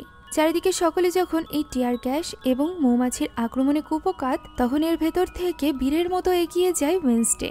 মানুষই তাকে কাঁদাতে পারে না, এই কেমিক্যাল তাকে কিভাবে কাঁদাবে। সে ওই একটা নিয়ে নেয় এবং বিয়াঙ্কা এই ব্যাপারে জানান দেয়। তবে সমস্যা হলো ক্যাডেটের টিম প্রায় পৌঁছে গিয়েছিল, এদিকে ওয়েডনেসডে এখনো অনেক দূরে। তো এই ব্যাপার নিয়ে সকলে ভীষণ চিন্তিত ছিল। আউটকাস্টের টিম প্রায় হার মেনেই নিয়েছিল। তবে এই ব্যাপারেও ওয়েডনেসডের কাছে পরিকল্পনা ছিল। সে ওই পাহাড়ের চূড়া থেকে টাওয়ারের উপর যাওয়ার জন্য একটা জিপলাইন ক্রিয়েট করে। অন্য টিম যখন সিঁড়ি দিয়ে উপরে উঠছিল তখন সে খুব সহজেই এই জিপলাইনের সাহায্যে দ্রুত সময়ের মধ্যে টাওয়ারের উপরে পৌঁছে যায় এবং অন্য টিমের ওই প্লেয়ারকে লাথি মেরে ফেলে দেয়, যার ফলে তাদের এগটাও ব্লাস্ট হয়ে যায়। ওয়েডনেসডে এবার নেভারমোরের এগটা জায়গা মতো রাখে এবং তারা জিতে যায়। আর এর পরপরই ওয়েডনেসডে নিজের পরিকল্পনা মাথায় নিয়ে ক্যাম্প থেকে বেরিয়ে পড়ে, যাতে করে সে দ্রুত সময়ের মধ্যে তার কাজ শেষ করে এখানে আবারও পৌঁছাতে পারে। প্রিন্সিপাল তাকে ধন্যবাদ জানাতে এসেছিল, যদিও এই ব্যাপারে খুব একটা গুরুত্ব না দিয়ে ওয়েডনেসডে বেরিয়ে পড়ে থিংয়ের সাথে। অন্যদিকে আমরা দেখতে পাই ক্যাডেট টিমের ক্যাপ্টেন তখনও পর্যন্ত হার মানেনি। তারা ঠিক করে যে আজ রাতে তারা নেভারমোরের ক্যাম্পের উপর হামলা করবে। এই ব্যাপারে কিছু না জানা পুরো ক্যাম্পিং টিম তো সেখানে বসে গান বাজনা করছিল। বেচারা অ্যাজাক্সও বুঝতে পারছিল ব্রুনো এবং এনিটের সম্পর্কের ব্যাপারটা। অন্যদিকে ওয়েডনেসডে এই রাতের অন্ধকারে গিয়ে পৌঁছেছিল ওই বাড়ির সামনে, যে বাড়ির ছবি সে পেয়েছিল টাইলারের বাবার ওই জিনিসপত্রের ভেতরে। এই বাড়ির ভেতরে ঢুকে সে দেখতে পায় টাইলার এবং তার বাবার অনেক ছবি রয়েছে। এই ছবিগুলো একটা আয়নার সাথে লাগানো ছিল। এই আয়নার পেছনে ছিল এক রহস্য লুকানো, যেটা খুলতেই সে হতবাক হয়ে যায়। আয়নার পেছনে ছিল নিউজপেপারের কাটিং। সেই সকল আউটকাস্টদের জন্য শ্রদ্ধাঞ্জলি দেওয়া হয়েছিল যারা কিনা ওই অ্যাসাইলামে মারা গিয়েছিল, যে অ্যাসাইলামে এখন টেইলর রয়েছে। এখানে একটা নামও ছিল, সেটা হলো লুইস। যেহেতু টাইলারের বাবা এই সব কিছু লিখে রেখেছিল, তাহলে নিশ্চয়ই এই সকল ইনসিডেন্টের সাথে এই লুইসের কোনো সম্পর্ক থাকবে। সেই যদি অনেক বছর ধরে এই আউটকাস্টদের উপর হামলা করে থাকে, তাহলে এই লোকটিরই পরবর্তী শিকার হতে চলেছে এনিট। এটা বুঝতে পেরে ওয়েডনেসডে সাবধান হয়ে যায়। ওয়েডনেসডে এই ছবিগুলো স্পর্শ করেও ভিশন দেখার চেষ্টা করে, তবে গুডিসের বই ছাড়া তার এই ভিশন আবারও ফেরত পাওয়া সম্ভব ছিল না। তাই সে ঠিক করে যে এবার সে অন্য পদ্ধতিতে চেষ্টা করবে। ওই সময়ও ওই বিশেষ কাক তার উপর নজর রেখেছিল। এদিকে ক্যাম্পিংয়ে গান গাওয়ার জন্য বিয়াঙ্কা মর্টিসিয়ার প্রশংসা করে। তখন মর্টিসিয়া বলে যে সে শুধুমাত্র ফিনারালেই গান গায়। তখনই সেখানে প্রিন্সিপাল চলে আসে এবং আবারও ফান্ডরাইজিং এর ব্যাপারে কথা তোলে। মর্টিসিয়া বলে সে তার মাকে কল করেছিল, তবে সে তার কল রিসিভ করেনি। সলিউশন হিসাবে প্রিন্সিপাল বলে সে মর্টিসিয়ার মাকে নেভারমোরে ইনভাইট করতে পারে। মর্টিসিয়ার মতে এই ব্যাপারে খুব একটা লাভ হবে না। এদিকে জঙ্গলের মধ্য দিয়ে ব্রুনো এবং এনিট ঘুরে বেড়াচ্ছিল। তখনই সামনে আসে এজাক এবং এনিটকে জিজ্ঞাসা করে তাদের ব্রেকআপের কতটুকুই বা সময় হয়েছে। এরই মাঝে সে মুভ অনও করে ফেলেছে। তখন ব্রুনো সেখান থেকে চলে যায়। এনিট এখানে এজাক্সকে বুঝিয়ে বলে সে এজাক্সকে প্রচণ্ড ভালোবাসত, যেটা এজাক্স এবং তার জন্য হানিকারক ছিল, কেননা সে নিজের ব্যাপারে অনেক বেশি ইনসিকিউর ছিল। তবে গরমের ছুটিতে সে যখন ক্যাম্পিংয়ে গিয়েছিল তখনই সে নিজের সাথে নতুন করে পরিচিত হয়েছিল, কনফিডেন্ট খুঁজে পেয়েছিল। আর এর ফলে সে বুঝতেও পেরেছিল যে সে আসলে অ্যাজাক্সকে ওইভাবে ভালোবাসে না। অ্যাজাক্সের মতে সে যদি তার সাথে আলোচনা করত তাহলে অ্যাজাক্স কখনোই তার পথের কাঁটা হয়ে দাঁড়াতো না। তবে এনিট তাকে কিছু না বলেই ব্রুনোর সাথে মুভ অন করে নিয়েছে। এনিট তার কাছে ক্ষমা চায়, তবে অ্যাজাক তাকে উলফের বদলে ইঁদুর বলে সেখান থেকে চলে যায়। তারা যাওয়া মাত্রই ঝোপঝাড় থেকে উঠে দাঁড়ায় ক্যাডেট গ্রুপের একটা টিম, যারা কিনা সুযোগ খুঁজছিল ক্যাম্পের ভেতরে প্রবেশ করার। অন্যদিকে ওয়েন্সডে এবার চ্যালেঞ্জ নিয়ে গিয়ে পৌঁছেছিল মর্টিসিয়ার সামনে। সে এক বিশেষ প্রকারের তলোয়ারের লড়াইয়ে মর্টিসিয়াকে আমন্ত্রণ জানায়, যে লড়াইয়ে তাদের চোখ বাঁধা থাকবে। আর এই লড়াই যদি ওয়েন্সডে জিতে যায় তাহলে মর্টিসিয়া তাকে গুডির বই ফেরত দিবে। মামের এই লড়াইয়ের কথা শুনে গোমেজ অনেক খুশি হয়ে যায় এবং নিজে চলে যায় গোসল করতে। তারা দুজন বেরিয়ে পড়ে লড়াইয়ের জন্য। অন্যদিকে ভেতরে যাওয়ার জন্য প্রস্তুত ছিল ওই ক্যাডেটের টিম মেম্বাররা শেষবারের মতো ক্যাপ্টেনকে বোঝানোর চেষ্টা করে যে তারা চ্যালেঞ্জে হেরে গিয়েছে, তাদের এইভাবে রাতের অন্ধকারে তাদের উপর হামলা করা উচিত না। তবে ওই ক্যাপ্টেন তো আউটকাস্টদের অনেক ছোটভাবে দেখত, আর যেহেতু সে ক্যাপ্টেন ছিল তাই বাকিরা তার অর্ডার অমান্যও করতে পারে না। প্রথমে তারা বাইরের টেন্টগুলোতে আক্রমণ করতে চলেছিল। ওই সময় লে ইউজিনের সাথে তার বন্ধুদের কাছে ছিল। তার ক্যাম্পই ছিল সব থেকে বাইরে। সেখানে প্রবেশ করার সময় বাইরে থাকা একটা ফাঁদে পা পড়ে ওই ক্যাপ্টেনের, যার ফলে সে ভেতরে গিয়ে পড়ে এবং ওই বাজিগুলো ফুটতে আরম্ভ করে। এই আলোয় বাইরে থাকা স্টুডেন্টরা দেখতে পায় ভেতরে কি নৃশংসতা হচ্ছে, কতটা নৃশংসভাবে স্লার্প তাদের ক্যাপ্টেনের ব্রেন খেয়ে নিচ্ছে। এদিকে বাজি ফুটতে আরম্ভ করলে লে এবং ইউজিন বুঝতে পারে এবং সেদিকে দৌড়ে চলে যায়। অন্যদিকে ওয়েন্সডে এবং মর্টিসিয়ার মধ্যে লড়াই শুরু হয়ে যায়। ওয়েন্সডে যেমন শর্ত রেখেছিল তেমনই মর্টিসিয়াও শর্ত রেখেছিল। সে শর্ত রেখেছিল যে যদি সে জিতে তাহলে সে গুডির বইটি পুড়িয়ে ফেলবে। এখানে তারা দুজন ছোট ছোট হার্ট লাগিয়ে নিয়েছিল, যে আগে ওই হার্ট ভাঙতে পারবে সেই জিতে যাবে। আর এই ব্যাপারে সাক্ষী হবে থিং। তাদের লড়াই শুরু হয়ে যায়। অন্যদিকে লে এবং ইউজিন টেন্টে পৌঁছে দেখতে পায় সেখানে স্লার্প নেই, বরং সেখানে ওই ক্যাপ্টেন মরে পড়ে আছে। তখনই সেখানে চলে আসে অ্যাগনেস। অ্যাগনেস এই ব্যাপারে লেকে রক্ষা করে ওয়েন্সডের মন আবারও জিততে চাইছিল। সে লের সাথে মিলে স্লার্পকে খুঁজে বের করতে চাইছিল, যে ব্যাপারে ইউজিন একদমই রাজি ছিল না।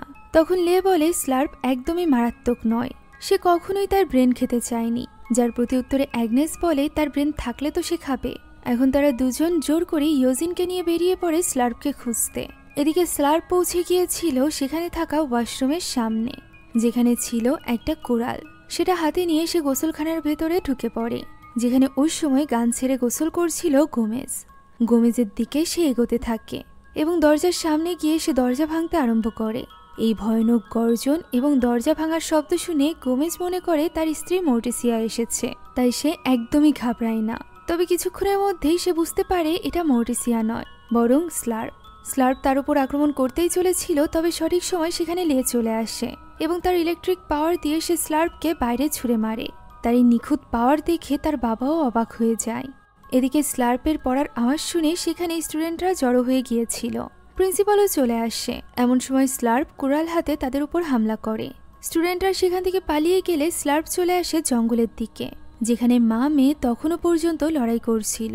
কেউ হার মানতে রাজিই ছিল না। তবে মা যদি হয় মর্টিসিয়ার মতো একজন মানুষ, তাহলে তার সাথে পেরে ওঠা খুবই কঠিন। সে এখানে ওয়েন্সডেকে হারিয়ে দেয়। সে এটা করতে পেরেছিল কেননা ওয়েন্সডের নজর সরে গিয়েছিল তার মায়ের উপর আক্রমণ করতে আসা স্লার্পের দিকে।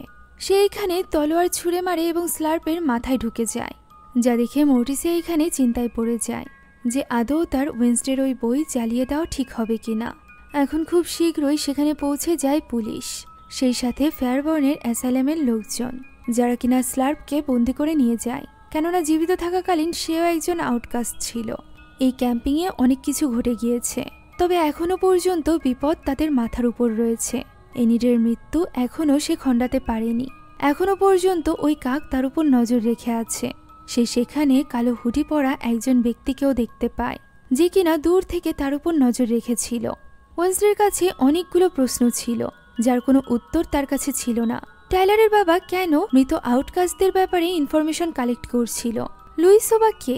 সেই সাথে তাদের এনিডের মৃত্যুর সাথে কি কানেকশন রয়েছে? ওয়েন্সডের মনে হচ্ছিল এই সকল প্রশ্নের উত্তর সে পাবে ওই অ্যাসাইলেমে। অন্যদিকে ওই অ্যাসাইলেমের দৃশ্য দেখা যায়, যেখানে ডক্টর জুডির সাথে কথা বলছিল। তারা দুজন মিলে আলোচনা করছিল একজন বিশেষ কয়েদির ব্যাপারে, যার উপর বিশেষভাবে খেয়াল রাখা উচিত। আর এই কয়েদি আর কেউ নয়, বরং ছিল মেরিলিন, অর্থাৎ ফার্স্ট পার্টের সেই পাগল টিচার। তার সাথে আলাদাভাবে কথা বলতে চাইছিল ডক্টর, তাই তাকে নিয়ে আসা হয় তার সামনে। ডক্টর মেরিলিনের কাছে জানতে চায় যে সে কিভাবে টেলরকে এরকম নরপশুতে পরিণত করলো, যাতে করে সে তার চিকিৎসা করতে পারে। তখন মেরিলিন ঠাট্টার সুরে বলে, এখানে কোনো আউটকাস্টদের চিকিৎসা হয় না, বরং তাদের উপর নানান রকম এক্সপেরিমেন্ট হয়। ডক্টর তাকে এইসব গুজবে কান না দিয়ে তাকে সাহায্য করতে বলে। তবে মেরিলিন তার সামনে শর্ত ছুড়ে দেয়, তাকে কয়েদি নয় বরং পেশেন্ট বানাতে হবে। এই শর্তে রাজি হয় না ডক্টর, বরং তাকে আরো কঠোর অ্যাসাইলেমে পাঠিয়ে দেওয়ার থ্রেট দেয়। ফলে মেরিলিন তাকে সাহায্য করতে রাজি হয়ে যায়। তবে এর বদলে সে শেষবারের মতো টাইলরের সাথে সামনাসামনি দেখা করতে চায়। তার কথা শুনে ডক্টর তাকে টাইলরের কাছে নিয়েও যায়। টাইলর তাকে দেখা মাত্রই তার দিকে ইমোশনাল হয়ে এগিয়ে আসতে থাকে। মেরিলিনও তার দিকে হাত বাড়িয়ে দেয়। তবে সুযোগ পাওয়া মাত্রই টাইলর পরিণত হয় ওই মনস্টারে এবং মার্লিনের গলা চেপে ধরে। ডক্টর তাকে শক দিতে নিষেধ করে, কেননা এই মুহূর্তে সে মারিলিনকে স্পর্শ করেছিল। শক দিলে মারিলিনই মারা যাবে। মারিলিন এখানে তাকে শান্ত হতে বলে এবং প্রমিস করে যে সে তাকে ঠিকই মুক্ত করবে। তখনও পর্যন্ত মারিলিন এটা মানতে রাজিই ছিল না যে সে তার মাস্টার। তখনও পর্যন্ত সে নিজেকে টাইলরের মা বলে পরিচয় দিচ্ছিল। টাইলর তাকে দূরে ছুঁড়ে মারে, আর মারিলিন তার এই ভয়ানক রূপ দেখে ক্রিপিভাবে হাসতে থাকে, যা দেখে ডক্টরও অবাক হয়। এখান থেকে দৃশ্য পরিবর্তিত হয় এবং আমরা ওয়েন্সডেকে একটা গোরস্থানে দেখতে পাই, যেখানে ওই মৃত আউটকাস্টদের অস্থি রাখা ছিল, যাদের ব্যাপারে তদন্ত করছিল ওয়েন্সডে।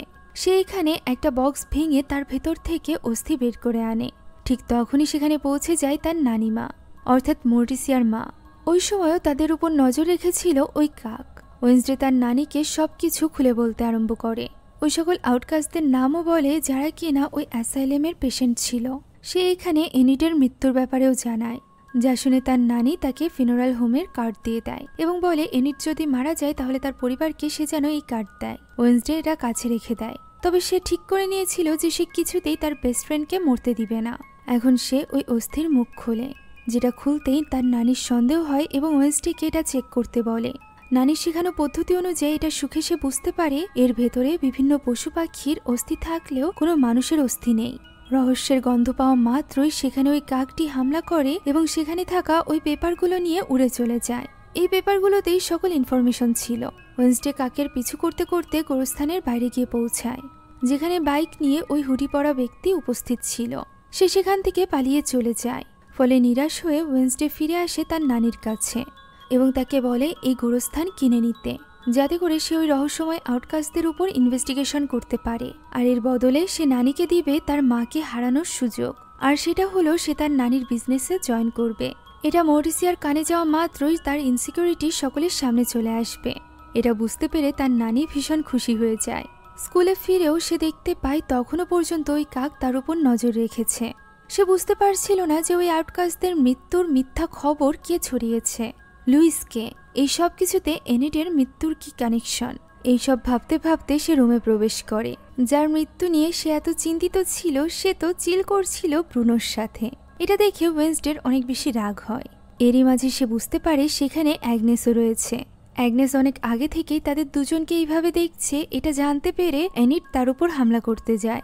তাকে কোনো মতে সামলে নিয়ে বাইরে বেরিয়ে যায় ব্রুনো। তখন অ্যাগনেস এবং ওয়েন্সডে মিলে এই কেসের ব্যাপারে কথা বলতে থাকে। ওয়েন্সডে তার নভেল পাবলিশ করার জন্য যে পাবলিশারের কাছে তার নভেলের স্যাম্পল পাঠিয়েছিল সে উত্তর পাঠিয়েছিল, যেটা অ্যাগনেস ওয়েন্সডেকে দেয়। সেই চিঠিতে ওয়েন্সডেকে পাগল বলে সম্বোধন করে, কেননা সে পাগলের মতো করে নভেল লিখেছে, যার যে পরিবর্তনগুলো করা দরকার সেগুলো সে করতে চাইছে না।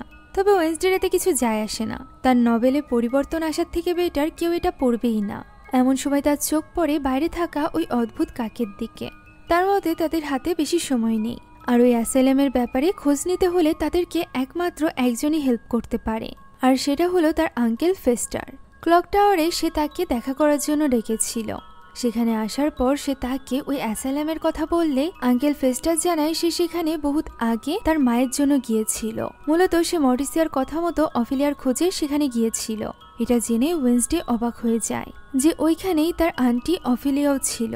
তবে ফেস্টারের মতে সে অনেক আগেই সেখান থেকে পালিয়ে গিয়েছে। ফেস্টার নিজে গিয়েও তাকে খুঁজে পায়নি। এমন সময় ফেস্টার সেখানে কাউকে অনুভব করতে পারে এবং কারেন্টের শক দেয়। দেখা যায় এটা ছিল অ্যাগনেস। অ্যাগনেস ওই অ্যাসাইলামের ব্লুপ্রিন্ট নিয়ে এসেছিল। ওয়েন্সডে এখানে আঙ্কেল ফেস্টারকে খুব ভালোভাবে সতর্ক করে দেয় ওই অ্যাসাইলামের ডক্টর যেন কোনোভাবেই না জানে যে সে ওয়েন্সডের আঙ্কেল। প্রতি উত্তরে ফেস্টার বলে সে এমনিতেই পাগল দেখতে, এর উপর আবার পাগলাগারদে থাকার তার অভিজ্ঞতাও আছে, তাই তার উপর কেউ সন্দেহ করবে না।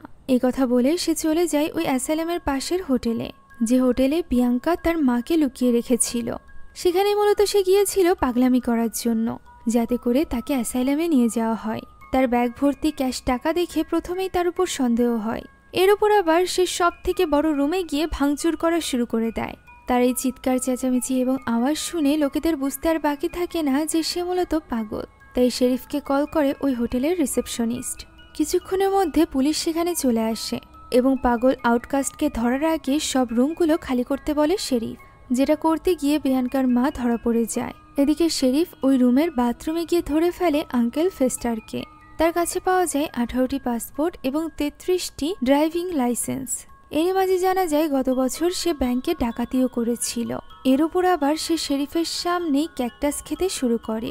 তাই তো শেরিফ তখনই অ্যাসাইলামের ডক্টরকে ডাকতে বলে। এদিকে পুলিশ বিয়ানকার মাকেও সন্দেহ করছিল, কেননা ওই হোটেলের রিসিপশনে থাকা তথ্য মোতাবেক ওই রুমে কারোর থাকার কথা ছিল না। বিয়ানকার মা এখানে বিয়ানকাকে মেসেজ করে নিজের বিপদের ব্যাপারে জানায়।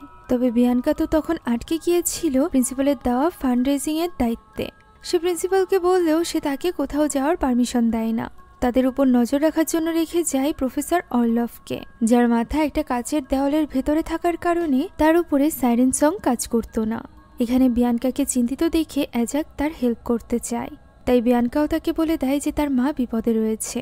তাই তো অ্যাজাক এখানে তাকে সাহায্য করার জন্য প্রফেসরের সামনে গিয়ে নিজের টুপি খুলে ফেলে, যার ফলে প্রফেসরের মাথা পরিণত হয় পাথরে। আর এরপর সে বিয়ানকার সাথে যেতে চায় তাকে সাহায্য করার জন্য। লে এবং ইয়োজিনো যেতে চাইলে বিয়াঙ্কা তাদেরকে নিজের অ্যাবিলিটি দিয়ে এখানেই থাকতে বলে এবং এই কাজ সম্পন্ন করতে বলে। অন্যদিকে ওই সময় মর্টিসিয়া আগুন জ্বালাচ্ছিল। ওয়েন্সডে এই আগুন জ্বালাতে দেখেই বুঝতে পেরেছিল যে মর্টিসিয়া এবার ফাইনালি গুটির বই পুরাতে চলেছে। তবে সে এই ব্যাপারে তাকে কোনো রিকোয়েস্ট করতে নয়, বরং তার আন্ট অফিলিয়ার ব্যাপারে জানতে এসেছিল, কেন তাকে ওই অ্যাসাইলামে পাঠানো হয়েছিল। মর্টিসিয়া জানায় 20 বছর আগে একদিন স্কুলের বাইরে বসে সে চিৎকার করছিল। তার চোখ থেকে বের হচ্ছিল কালো রক্ত। তার শক্তি তার নিয়ন্ত্রণের বাইরে চলে গিয়েছিল। এই কারণেই তাদের মা তাকে অ্যাসাইলামে পাঠিয়েছিল। মর্টিসিয়া তাকে অনেক রিকোয়েস্ট করেছিল অফিলিয়ার ব্যাপারে ভাবার জন্য, তবে সে সেদিন ভাবেনি। তবে এরকমটি ওয়েন্সডের সাথে হোক এটা মর্টিসিয়া চায় না। এরই মাঝে সেখানে চলে আসে তার মা। ওয়েন্সডে নানিকে দেখে তার দিকে এগিয়ে যায়। তখন তার নানি তাকে একটা গিফট দেয়, আর সেটি হলো ওই কবরস্থানের পুরো জায়গাটি। এটা এখন ওয়েন্সডের নামে দেখে মর্টিসিয়া অবাক হয়। তখন তার মা বলে যে মর্টিসিয়া তো তার ফিনারাল হোমের বিজনেসে জয়েন করেনি, তবে ওয়েন্সডে করতে চলেছে, তাকে তার হাজবেন্ডের টাকায় চলতে হবে না। কথা বলে কষ্ট দিলে মর্টিসিয়া বলে ওয়েন্সডেকে বাইরে যেতে। এখানে মা মেয়ের মাঝে কিছুক্ষণ কথা হয়, যেখানে মর্টিসিয়ার মা তাকে একটা অফার করে যে সে নেভারমোরের জন্য তাকে ডোনেশনের অর্থ দিয়ে দিবে, তবে এর বদলে তাকে ওয়েন্সডেকে গুডির বইটি ফেরত দিতে হবে। এই কথায় মর্টিসিয়া একদমই রাজি ছিল না। সে নিজের মেয়ের জীবন কোনো শর্তের উপর রাখতে চাইছিল না। তাই সে তখনই রাগের মাথায় গুডির বই আগুনের ভেতরে দিয়ে দেয়, যা দেখে তার মা সেখান থেকে বেরিয়ে যায়। পরক্ষণেই সে বুঝতে পারে যে সে কত বড় ভুল করেছে।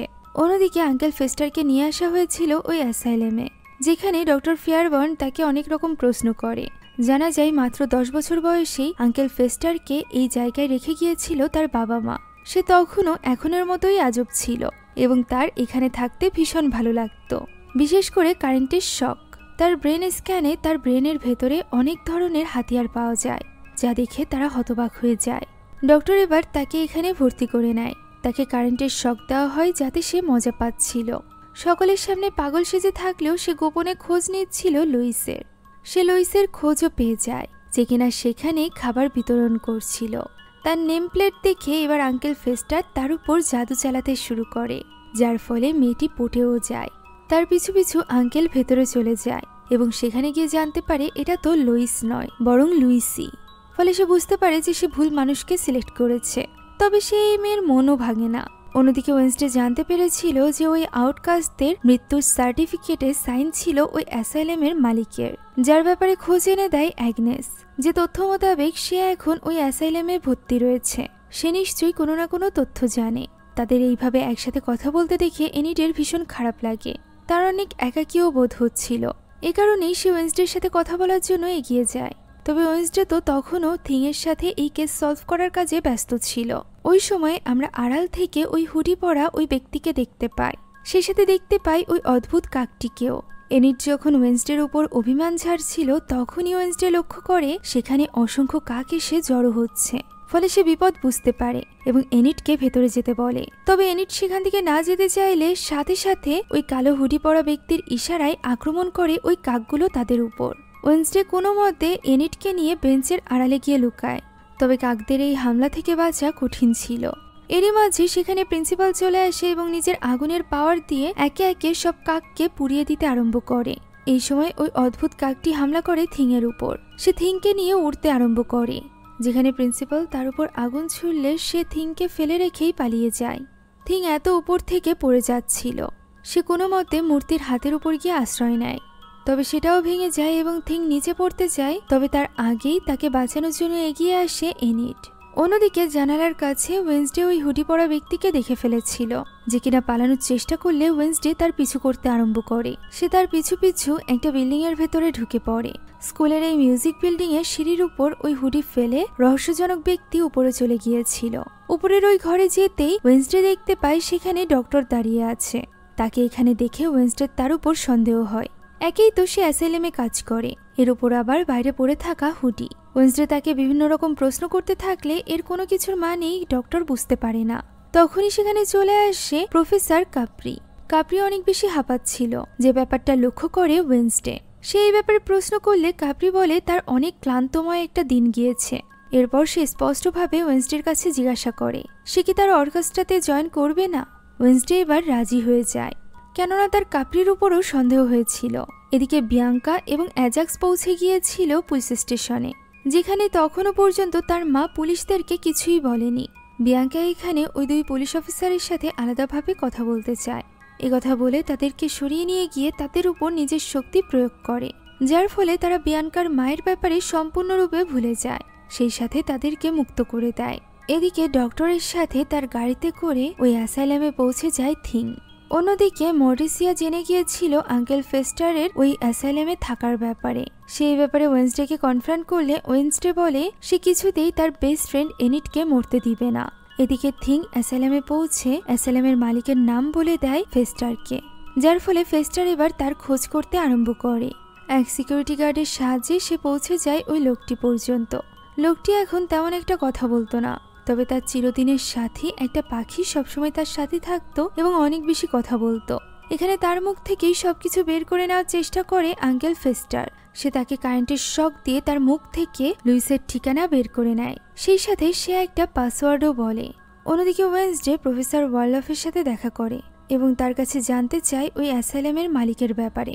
ওয়ার্লফ বলে সে এক সময় অনেক বেশি ফেমাস ছিল, তবে তাকে ওয়ার্লফ পছন্দ করতো না, কেননা সে একজন নর্মি ছিল। নর্মি হওয়ার পরও তার মধ্যে এত বেশি জ্ঞান শক্তি ছিল যে সে এখানে টিচার হিসাবে জয়েন করেছিল। ওয়েনসডে তার পরিবার পরিজনের কথা জিজ্ঞাসা করলে সে জানায় যে তার একটা মেয়ে ছিল। স্ত্রী তো এখানে জয়েন করার আগেই মারা গিয়েছিল। লোকটির মেয়ের নাম তো তার মনে নেই, তবে তার ব্যাপারে সে একটা ইনফরমেশন দেয়। অন্যদিকে লুকিয়ে লুকিয়ে অ্যাজাক্স বিয়ানকা এবং তার মাকে পেছনের পথ দিয়ে নেভারমোরে প্রবেশ করানোর চেষ্টা করছিল। এই সুড়ঙ্গ পথটি প্রিন্সিপালের রুমের সাথে কানেক্টেড ছিল, যেখানে তারা প্রিন্সিপালকে কারো একটার সাথে রহস্যজনকভাবে কথা বলতে দেখতে পায়। তবে তখনই অ্যাজাক্সের ফোনে নোটিফিকেশন আসায় প্রিন্সিপাল সতর্ক হয়ে যায়। যদিও তারা সেখানে লুকিয়ে থেকে এই যাত্রায় বেঁচে যায়। এদিকে অ্যাসাইলামে ওই লোকটিকে ফেস্টাস যখন তার রুমে ছাড়তে যাচ্ছিল তখনই পথে মারিলিন তাকে দেখে ফেলে এবং চিনে ফেলে। যদিও ফেস্টাস তাকে চিনতে পারে না, তার তো মনে হয় এই মেয়েটিও হয়তোবা তাকে পছন্দ করে। এদিকে ওই লোকটিকে রাখতে যাওয়ার সময় লোকটি একটা দরজার দিকে তাক করে বলে লুইস।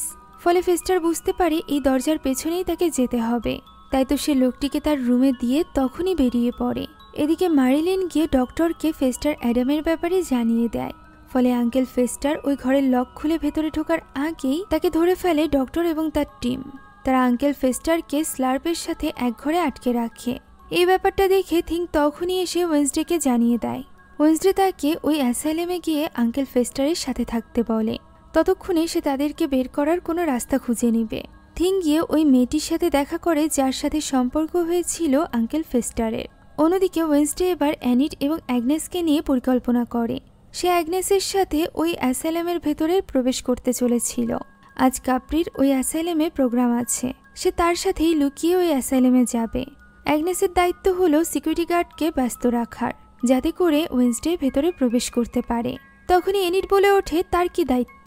মূলত সে অনেক বেশি জেলাস ছিল, যে ব্যাপারটা বুঝতে পেরে ওয়েন্সডে এখানে তাকে খুবই গুরুত্বপূর্ণ দায়িত্ব দেয়, আর সেটা হলো বাইরে থেকে এই সব কিছুর উপর নজর রাখার। বোকাশোকা এনিটকে সে বুঝিয়েও দেয় যে এটা সব থেকে গুরুত্বপূর্ণ দায়িত্ব।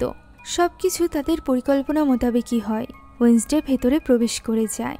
একদিকে কাপ্রির প্রোগ্রাম শুরু হয়, অন্যদিকে ওয়েন্সডেকে তার আঙ্কেলের কাছে পৌঁছে দেয় ওই মেয়েটি, যার ফলে সে তার আঙ্কেলকে খুব সহজেই মুক্ত করে নেয় এবং স্লার্পকে ওই রুমে রেখে সেই সাথে দরজা খোলা অবস্থাতেই তারা বেরিয়ে পড়ে। এদিকে খেয়াল করার মতো সময় তাদের হাতে ছিল না। তাদের এই ভুলের কারণে মুক্ত হয়ে যায় স্লার্প।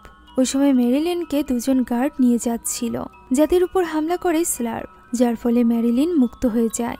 সেই সাথে সেখানে শুরু হয় এক হুলস্থুল কাণ্ড। ওই সময় মারিলিন যেতে আরম্ভ করে টাইলরের দিকে। অন্যদিকে ওয়েন্সডে ওই দিক থেকে আসছিল। তারা একে অপরকে দেখে, তবে এই ব্যাপারে সময় নষ্ট করার মতো সময় তাদের ছিল না। এদিকে সাইরেন বাজতে আরম্ভ করলে সবাই সতর্ক হয়ে যায়। ততক্ষণে ওয়েন্সডে তার আঙ্কেলের সাথে পৌঁছে গিয়েছিল ওই রুমের সামনে। ওই পাখির বলা পাসওয়ার্ড অনুযায়ী তারা ভেতরে প্রবেশ করে, যেখানে ফ্লোরের দাগ দেখে ওয়েন্সডে সেখানকার সিক্রেট দরজা খুঁজে বের করে এবং ভেতরে প্রবেশ করে। অ্যাসাইলামে লোকানো এই দরজার পেছনে ছিল যেন এক অন্য জগৎ। আউটকাস্টদের মৃত্যুর কথা বলে এই স্থানে এনে এক্সপেরিমেন্ট করা হতো, আর এই এক্সপেরিমেন্টের নামই ছিল লুইস। অর্থাৎ লুইস কোনো ব্যক্তি নয়। নিচে গিয়ে তারা বিভিন্ন ধরনের এক্সপেরিমেন্টাল বস্তু দেখতে পায়। সেই সাথে বিভিন্ন সেলে বন্দী ছিল মিথ্যা মৃত ঘোষণা করা ওই আউটকাস্টরা। ওয়েন্সডে এখানে সবকিছু বুঝতে পারে। সর্বশেষ রুমে ছিল একজন ভীত মহিলা, যে কিনা ভয়ে কাচুমুচু হয়েছিল। তখনই কাকের ডাক শোনা যায়। সেখানে চলে এসেছিল জোডি। হ্যাঁ, এই সব কিছুর পেছনে জোডি ছিল। এখানেই খোলে আসল রহস্য। মূলত এই অ্যাসাইলামের মালিক, যে কিনা একজন নর্মি ছিল, সে চাইছিল আউটকাস্টদের উপর এক্সপেরিমেন্ট করে তাদের এই শক্তি নর্মিদের মধ্যেও নিয়ে আসা, যাতে করে নর্মাল মানুষও অনেক শক্তিশালী হতে পারে। আর এই এক্সপেরিমেন্টের জন্য সে প্রথমেই ব্যবহার করেছিল নিজের মেয়েকে। জোডি একদমই স্বাভাবিক মানুষ হিসাবে জন্মগ্রহণ করেছিল, যার উপর এক্সপেরিমেন্ট করে তাকে একজন আউটকাস্টে পরিণত করেছিল তার বাবা। সে এখন পাখিদেরকে নিয়ন্ত্রণ করতে পারত, ঠিক অ্যাভিয়েনদের মতো করে। ওয়েন্সডে এখানে জুডিকে তার কথায় ব্যস্ত রেখেছিল, আর এই সুযোগে আঙ্কেল ফেস্টার তার উপর হামলা করে।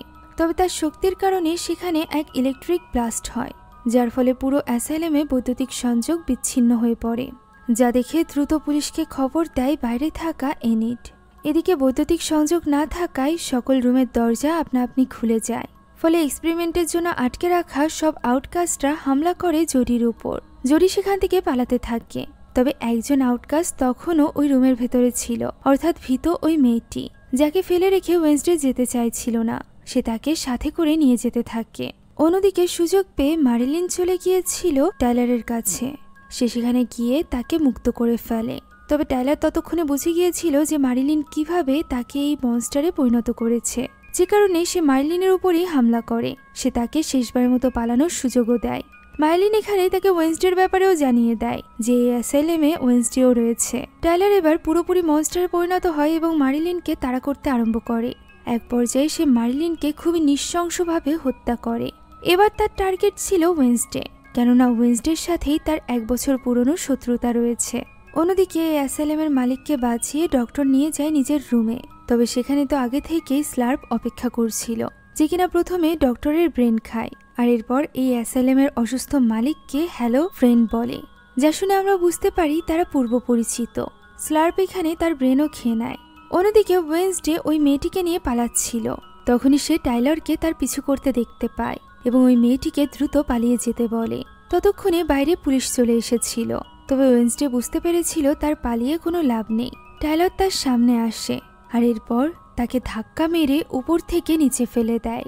এত উপর থেকে পড়ার কারণে ওয়েন্সডের অবস্থা বেশ বেগতিক হয়ে পড়ে। মনস্টার টাইলারও সকলের সামনে বেরিয়ে আসে। পুলিশরা তাকে ধরার চেষ্টা করে, তবে ধরতে পারে না। সে সেখান থেকে পালিয়ে যায়। ওয়েন্সডের কণ্ঠে আমরা শুনতে পারি যে তার মা হয়তোবা ঠিকই বলেছিল, ওয়েন্সডে সবকিছু ধ্বংস করে দিবে পুরোপুরিভাবে। এরই সাথে শেষ হয়ে যায় ওয়েন্সডে সিজন 2 এর প্রথম অংশ। দ্বিতীয় অর্থাৎ শেষ অংশ রিলিজ পাবে আগামী মাসের 3 তারিখে। ততদিন পর্যন্ত আমার মতো আপনারাও অপেক্ষা করুন। রিলিজ পাওয়া মাত্রই দ্রুত আপনাদের জন্য এক্সপ্লেনেশন নিয়ে আসবো। আপাতত বেস্ট ফ্রেন্ডকে বাঁচানোর জন্য ওয়েন্সডের এই পাগলামি আপনাদের কাছে কেমন লাগছে তা কমেন্টে জানাতে ভুলবেন না। সেই সাথে আমাদের চ্যানেলে নতুন হয়ে থাকলে please subscribe to our channel. নতুন যে কোনো ভিডিওর আপডেট পেতে এখনই জয়েন করুন আমাদের হোয়াটসঅ্যাপ চ্যানেলে, লিঙ্ক ডেসক্রিপশন বক্সে পেয়ে যাবেন। Thank you so much for watching this video. আল্লাহ হাফেজ।